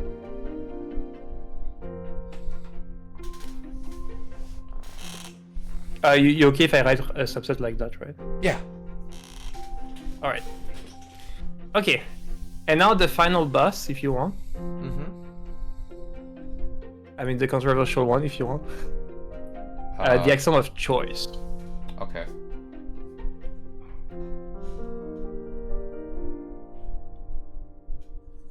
And after that, I will go through a definition of a function, and I will show you one application of axiom of choice, for at least that you can see that it's not very scary, okay? Okay.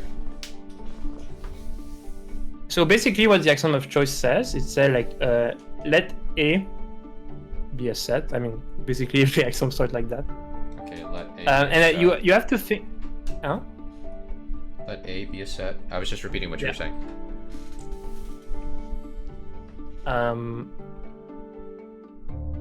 And basically what you want to think of A is you want to think A as something that contains other set, okay? Mm-hmm. And assume...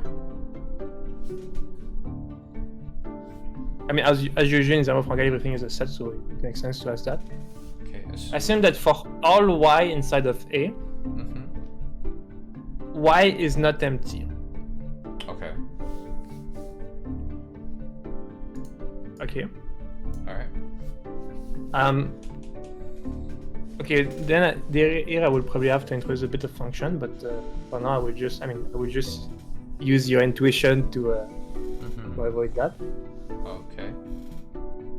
Then there exists a function from A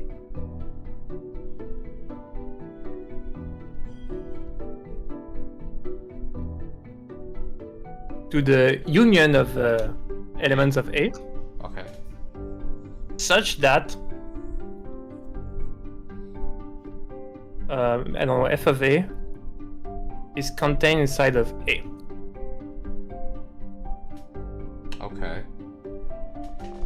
So I will go through the formal definition of what is a function, but for right now I just want you to think as an assignment. Okay? So like something that take. So this is an assignment you're making, right? Yeah, like basically we're taking an element of in big A and we're sending it to this other set, right? Okay, so the axiom of choice is let A be a set. Assume all y is an element of A, and y is not equal to the empty set, right? Yeah. Okay, so like for y, right? So basically, is y a set in this case? Yeah. Okay. So I guess as I said before, think of A as a collection of subset. I mean a collection of subsets, I should say.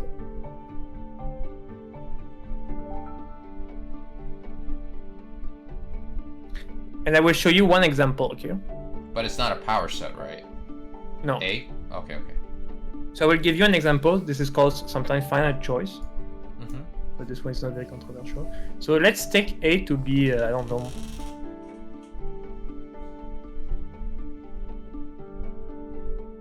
Containing set 0, containing so. Okay.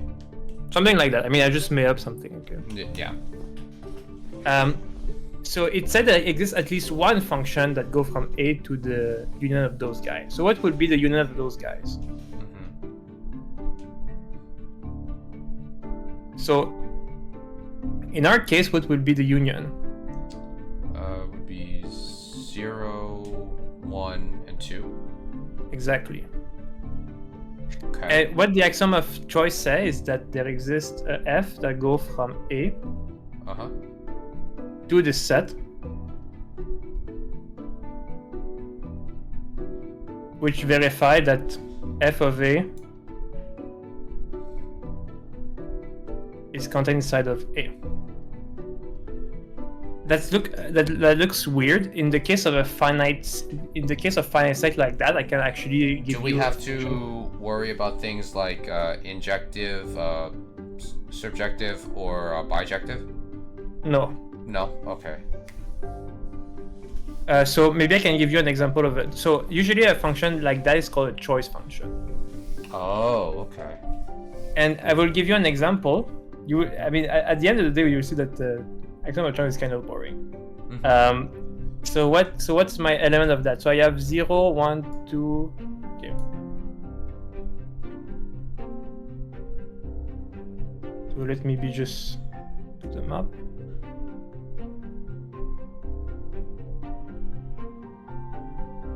What's the last one? 2.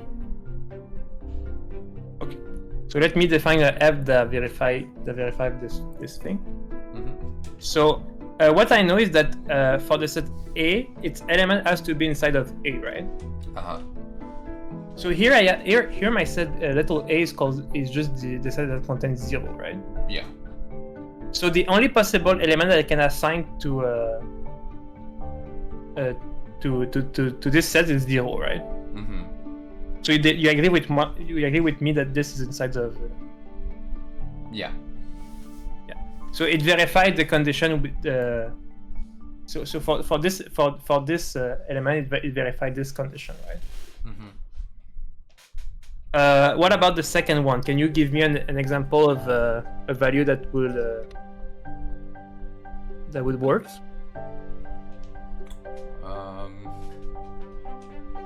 It can only be 1, right? Or could it be like 2? It cannot be 2, but it can be 1. No, I mean like out of the 2 elements in there, like could it be both in that case because there's 2 elements in there, so it could be 0 and 1. No, it cannot be both. A function can only assign one. Can only take one value and assign it to another. You cannot assign 2 values. Oh, okay. Does it have to be? You have to make a choice. Does it have to be the same as in like say the previous one? No, there is no constraint.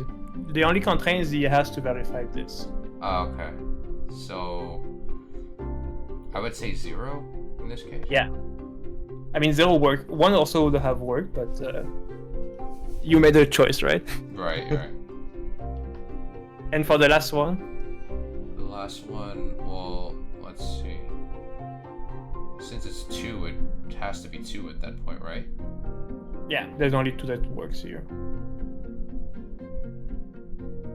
So this is basically what the axiom of choice. I mean, here we kind of wrote everything explicitly, but the axiom of choice is for any set.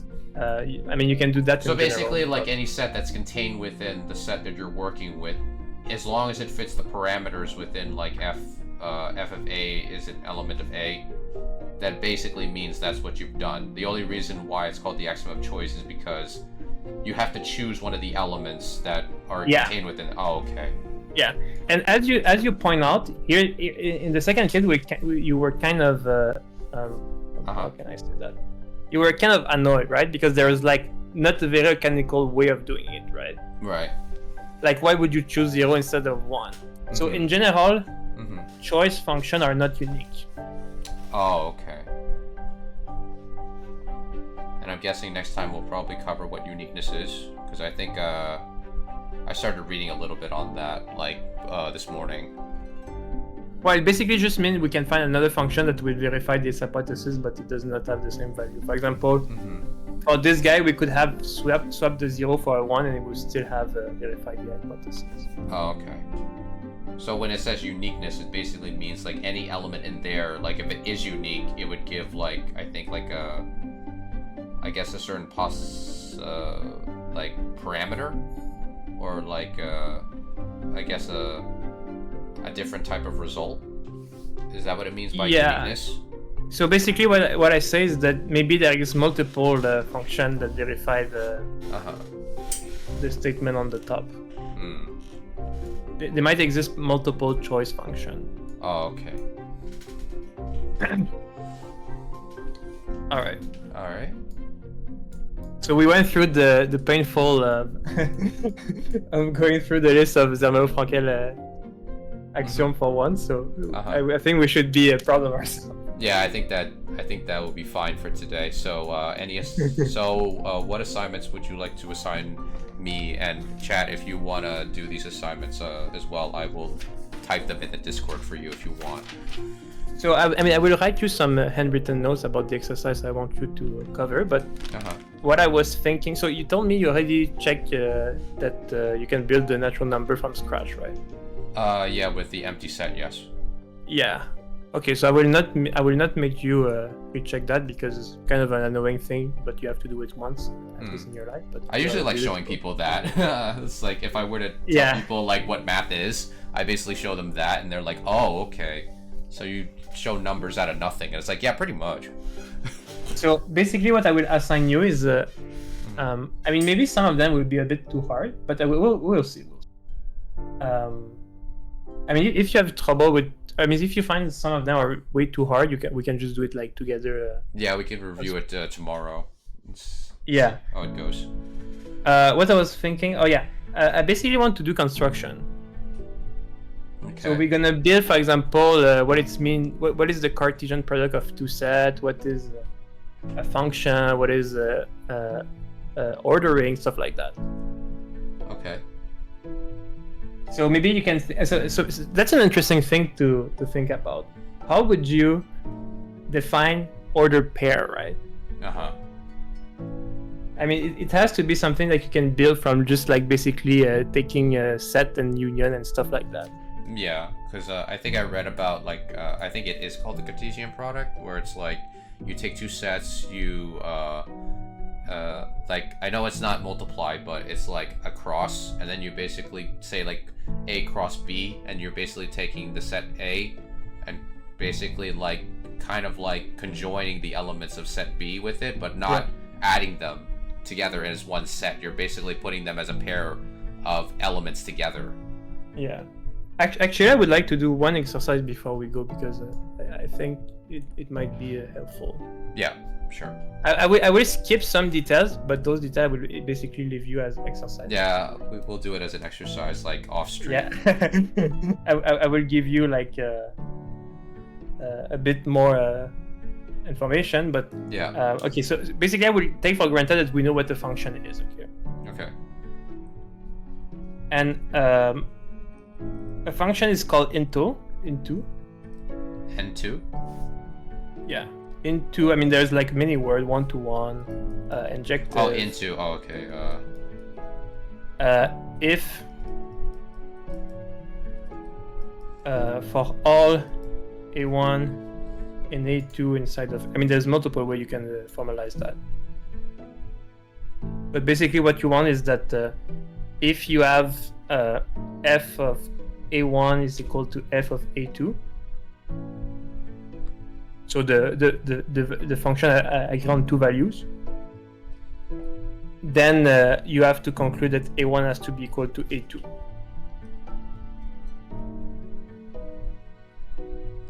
Okay, so A1 is equal to f of A2, thus A1, A2. Okay. And if you write, I mean, I don't know how you call it in English. In French, we call it potato diagram. A graph.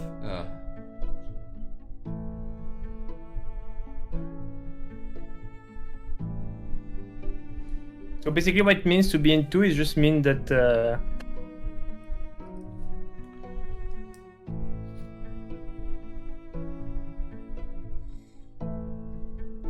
if we look at our function f, I mean, we might be missing some points. For example, maybe those points are not hit by our function f. Mm-hmm. But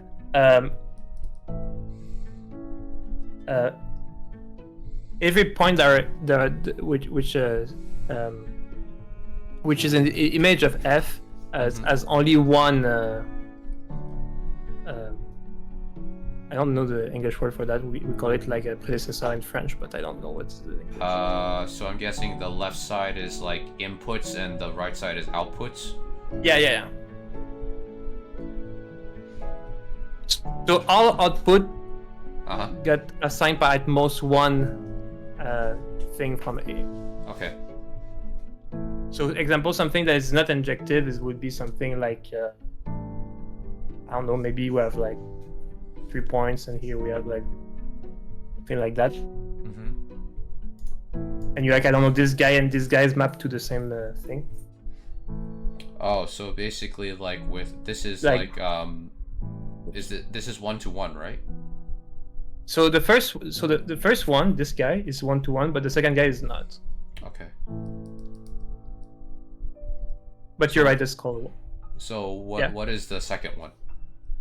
So the second one, so it's also a function, Yeah. But the problem is that I don't know. Maybe we can call this guy Is this little like a and int2? this guy little b. Mm-hmm. Well, here we have f of a equal to f of b, but yet a and b are not equal. So But they can have the same output. It's just that like it's not like there's a specific output for each one, right? So for a function, you can only have one output for every input. Mm-hmm. But usually you can have like multiple input that map to the same thing. So would this be defined as onto number 2? No, that would be neither into or onto. Onto, what it means basically means that you cover the whole all element of B. Okay. That's another thing, and I will probably leave you a similar exercise to the one I will just do right now. But the number 1 is basically 1-to-1, right? So Yeah, basically, and this- okay. Yeah. So maybe I was not clear. So this one is injective for 1-to-1 or into if you want. I think the And one. this- I think at the bottom it's supposed to be surjective, right? No, it's not surjective. To be surjective, you have to hit every element, but this guy is not it. Oh, okay. Like there is no input that reaches output. So Okay. this is nor injective nor. So would that be classified as like a unique function in this case? Or no? Not unique. It would just mean no, it is not unique. You can have a multiple. You can just imagine if you, for example, you change this guy. If you change this value to this guy, you will still get something that is injective, but. Oh, okay. So it's not bijective either then.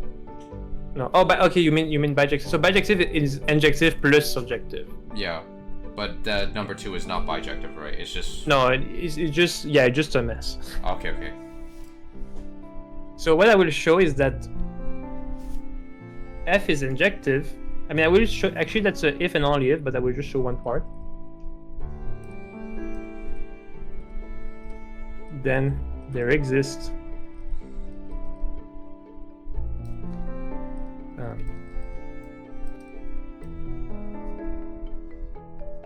so again I will just write f that go from A to B. Then there exists a map G that go from B to A, such that are you familiar with composition? Yes. Okay, so basically I have my set A here, I have my set B here, and I have a map F, right? Mm-hmm. And basically what I will show is there exists a map that go the other direction, so that when you compose F and after G, you get the identity on A. Okay. So usually J is called a left inverse.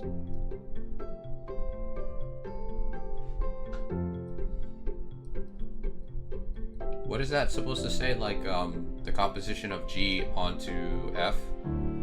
Like So basically, what is after the equal sign? identity. Oh, okay. So if you look at my diagram below, you see that A goes to B and B goes to A. So if you compose, then you go back to A. Okay. So you get G. So this guy, when you compose those, you get a map from A to A. Okay. So what I'm claiming is they will get the identity. And this also leads to uniqueness, right? Like it has to be like it allows you to have an inverse, right?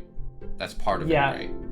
Yeah, but unfortunately, the inverse here, the left inverse might not be unique. You will see in the construction why, basically, but okay. Yeah. So let's see how this thing works. So consider the image of B, of F, sorry. So in other words, this is all the Y inside of B, such that we can find we can find an X inside of A, such that f of X is equal to Y.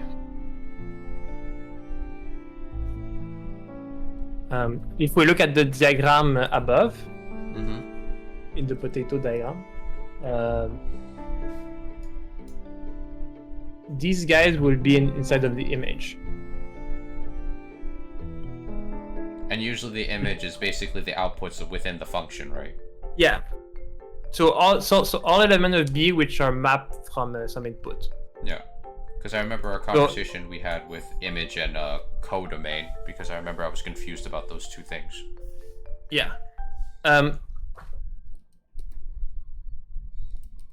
And here and let's see how we can build J from that. Mm-hmm. So first of all, I'm gonna build a map from image of A to A. I might assume that A is not empty, okay? Okay. And I will also assume that it's obvious that B is not empty as well. Alright. Even though it's a very simple proof to show that, but I will just take it as granted, okay? Mm-hmm. Okay, what I want to do now is I want to consider this set here. So what will be S? So S. Okay, maybe here I have to introduce a little bit something else.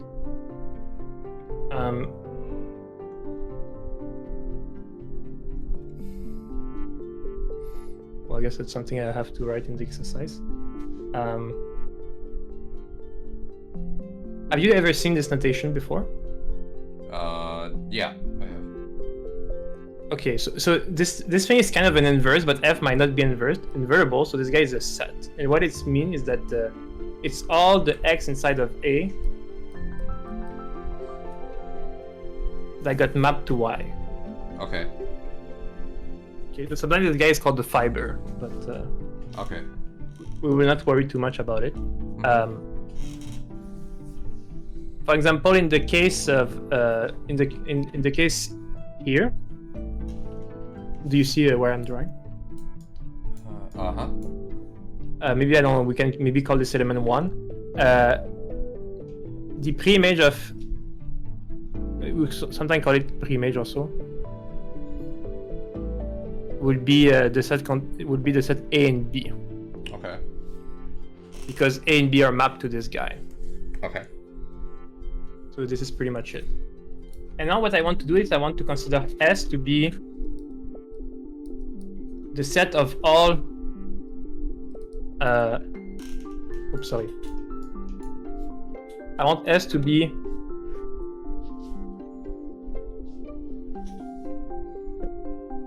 the set of all pre-image for Y which is in the image.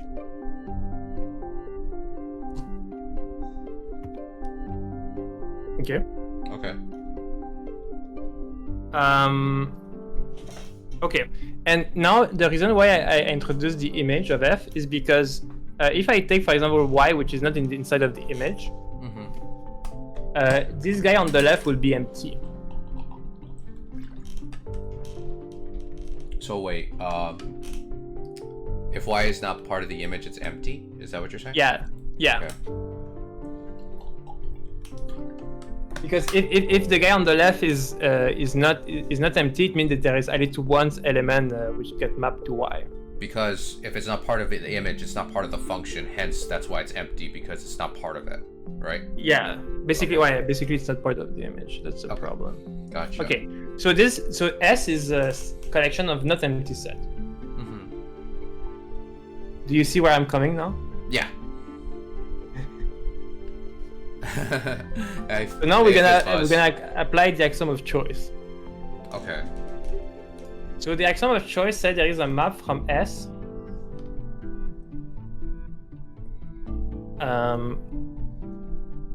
that go inside of the union of those guys.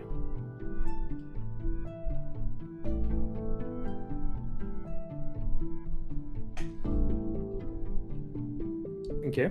Actually, so S is S a collection of no empty set? Is that what you wrote there? Why? Is that what you wrote? S No, is yeah. S is a Yeah, collection, it's a collection of non non-empty- empty sets. Oh, okay. I just want to make sure that that's what you wrote. Yeah, my bad. No, it's okay. I shouldn't call it F because my map is called F. So let's give it another name. Let's call it maybe H. Okay. So we have to think, what is the union of this guy? Okay. Well, maybe I will spoil it, but it's exactly A. So like under U, that basically says G is equal to the image of F, right?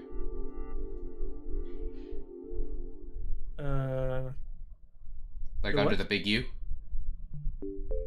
So it's Y inside of the image of F. Oh, it's Y. Oh, okay. I thought it was a G.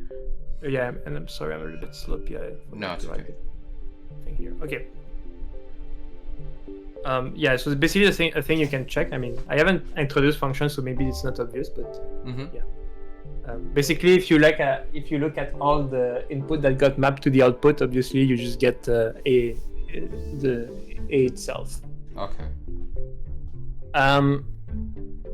So I get a map from S to A.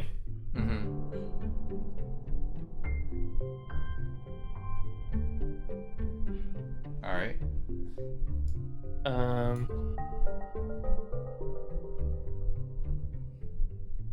Okay. Yep. Okay, that's a bit annoying proof. Okay. Which verified that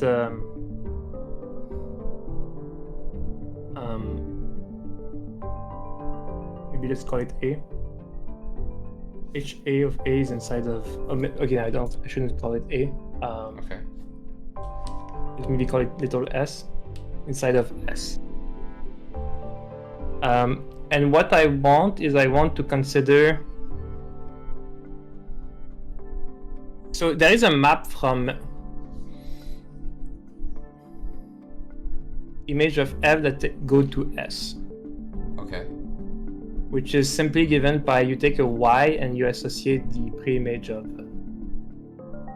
it. Let's maybe call it R. Okay. Okay.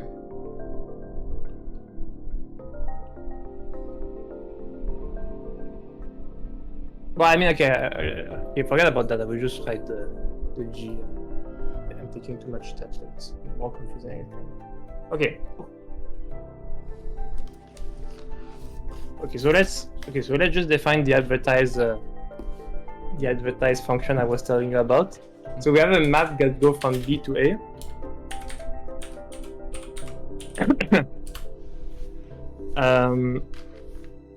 So it takes a Y.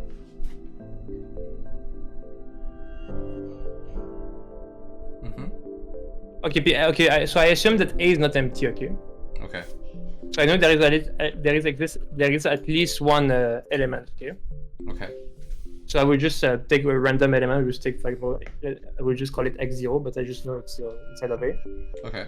So if Y is not inside of the image,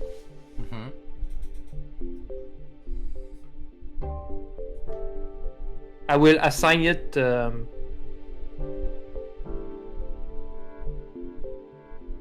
I will assign it this random value x0. Okay. Okay. This is just because I don't really have a value to give it, so I just give it some crap value that I don't care. Okay. And for the other part, so if Y is inside of the image, what I'm gonna do is I'm gonna assign it H of -1 Y.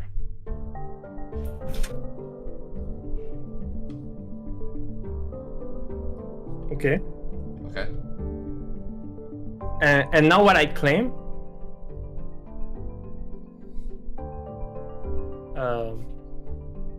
is that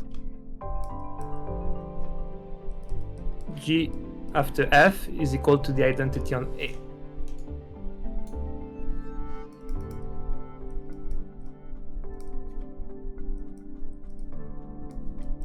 Okay. Am I over time right now? Yeah, but you can finish your point. Okay, but how much time do I have left? Well, I don't know if it would take. Maybe I will. Maybe it's better if I leave as an exercise because I don't want to really rush it. Okay. So I think it's better if I just. I mean, I will write some indication for you. I mean, to help you do it. But Yeah. Yeah, I will leave it as an exercise. Check that we have that. But I will give you a little bit of hint, and I will also rewrite this. Okay. So yeah. This whole explanation was basically on what makes something in exactly like something injective, right? Yeah. Is that basically the whole explanation behind the everything you were explaining? So basically, what I was trying to show is, the exercise I was trying to show is that if f is injective, then you can find a left inverse. Okay. And basically, basically the goal with this exercise is I was trying to show you an application of the axiom of choice. Okay. And basically, where the axiom of choice was used is in this part. So basically, the left inverse is like equivalent to basically saying like the image of f. Is that what you're saying? So basically, the way you have to think about injective map is that a map that can be undo. That's an invertible transformation, if you want. Okay. I mean, partially invertible. Okay. And basically, what I was trying to show is that actually that's true. So in injective map, I mean, the naive definition of injective is just if two input get mapped to the same output, they has to be equal. But I was trying to show that actually injective is the same as having a left inverse. Okay. And in the construction of the proof, I was showing you that in this proof we have to use the axiom of choice to build the inverse. Okay. So the assignment is basically with a function that maps A onto B is called into or 1-to-1 injective if all of A A1 A2 is an element of A, f of A1 is equal to f of A2, implying that A1 is equal to A2, right? Yeah. So just prove that, right? That's the assignment, right? Yeah. Okay. I mean, I will rewrite the thing more clearly. Okay. Okay. I'll post it on the Discord for if all of you guys want to try that exercise. Yeah. Probably give me just a couple of hours and I will have. Yeah, like you can basically write your notes, and once you send it to me, I'll post it in the Discord. Yeah, I will try to get it done. And this is a fun exercise, guys. It's not like due or anything like as a homework assignment. It's just something for you to practice. Yeah, I mean, it's more for you like to. I mean, first of all, you read the axiom of choice. You can have to read like 5 times on Wikipedia to understand what it says. Yeah. But then after that, even though if you understand the logic of it, you might not know how to apply it. Right. So the idea of this exercise is just to give you like, for example, a sample exercise when you can apply it. And yeah, the experience of applying it to actually see how it works and. Yeah. Yeah. Okay. Yeah, because like it's kind of like thrown around as a, I guess, a mathematical buzz phrase. It's like the axiom of choice, and like it sounds mysterious when probably it's like not as mysterious as we think it is. Yeah, but I mean, at least I hope I was a bit able to convince you that it was not that scary. Yeah. It actually seems pretty self-evident from the way you explained it. Like it seems like something you could probably learn. Like I guess like if you went like just to one class and you're like, oh, that's what it is. It's like someone basically learning linear algebra and then they're like, wait, that's what quantum mechanics is? And it's like, yeah, it's just all linearity. Yeah. I mean, the axiom of choice we will use a few times. Okay. Alright. For example, when we will talk about, in linear algebra, when we will talk about vector spaces, we want to know that vector spaces has a basis, and we need the axiom of choice to do that. Okay. So, but thank you, Sascha, for all the lessons today and tomorrow.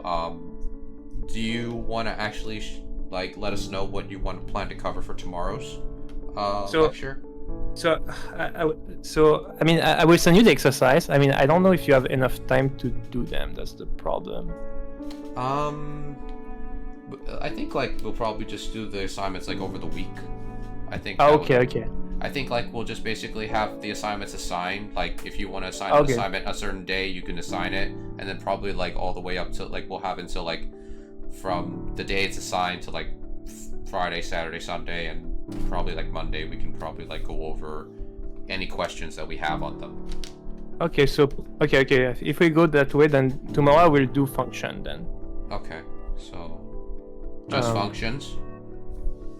I mean, I might do a little bit more, but I want to cover function, and I mean, I guess we'll go more into injective and into onto stuff like that. Yeah, bijective, injective, and subjective. Yeah, okay. And I might also talk a little bit about cardinal. Cardinality? Yeah. Okay. Okay, so bijective. I'm just writing it I'm just noting it down, so maybe I'll read them tonight. Yeah. After that, I mean, we might need after that to spend a bit of time talking about quotient, and I think we will be like divisors. No. I just want to cover set and logic, so I don't need to do divisor. Oh, okay. And after that, I think we will be ready to start analysis and in algebra. Oh, okay. So practically, like I guess this first 2 weeks is just basically just logic, the axiom of choice. Yeah, some of the numbers. Yeah, I mean, hopefully I would like to be done with logic this week, but yeah. I mean, in real analysis, we're gonna spend a bit more time building like the numbers. So. But in linear algebra, we'll start. So is it gonna start? So are we gonna start like after we do like logic and sets, right?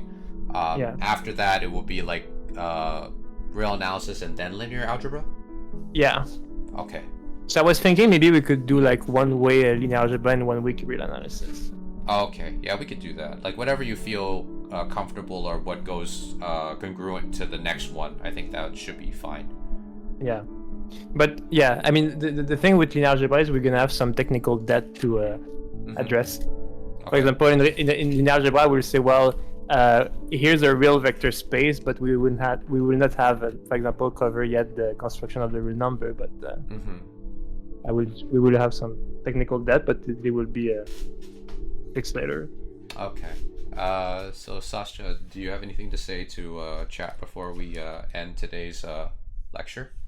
As usual, follow Matt Spellbook on Twitch and YouTube.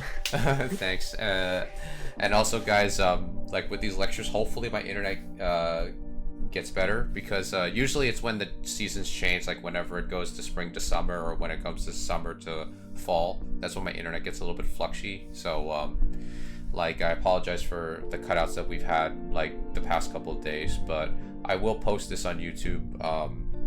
And like if it gets too much, then I'll try to post the recorded version, because I think I'm going to make a habit of like recording our lectures in addition to streaming them. So if it gets like too cut off, like too much, then I will try to post the recorded version. I usually try not to, because it takes a long time for YouTube to upload it. But I will try to if it gets like too if there are too many cutouts. But yeah, so first of all, thank you, Sascha, for like the lecture today. And no problem. Basically, hey Venvox, yeah, we're just about to end stream today. But yeah, so hopefully you guys enjoyed that. I will post when Sascha actually writes down his notes and wants and gives me like the notes and the that goes with the assignment. So Sascha, when you write your notes, could you also rewrite the question that you want us to do in addition to that? Yeah, so that way we can all have in one PDF. So yep, so basically if you guys are on Twitch, thank you for joining us in the chat. Follow my YouTube channel if you want to catch up with the VODs that you haven't caught up with, or you just want something to be in the background while you want to be productive. And also you can follow us on the Discord channel, the Math Spellbook Library Discord. I'm thinking about like also doing some physics study sessions there, so if you guys want to join us for those, like I'm not gonna assign them a day or something, but like if you ever catch me like in the study lounge VC, you're more than happy to join me, because I'll probably try to be more productive and study in there. So yeah. In addition, if you want to check out my gaming channel, you can check out my Uncle Talks channel. That's where I just play video games and just talk to you guys, whether it be talking about math like I do with Sascha every time he comes in, or, you know, just talk about life in general. So, and also if you're watching this on YouTube, you know, all the links will be in the description down below, and you know, like, comment, subscribe if you're watching this on YouTube. So thanks again, Sascha, and thank you guys for joining us in chat. So take care, everyone, and always remember, everyone is precious. You guys are just as precious as everyone else, and we will see you guys in the next stream. So take care, guys. Bye-bye.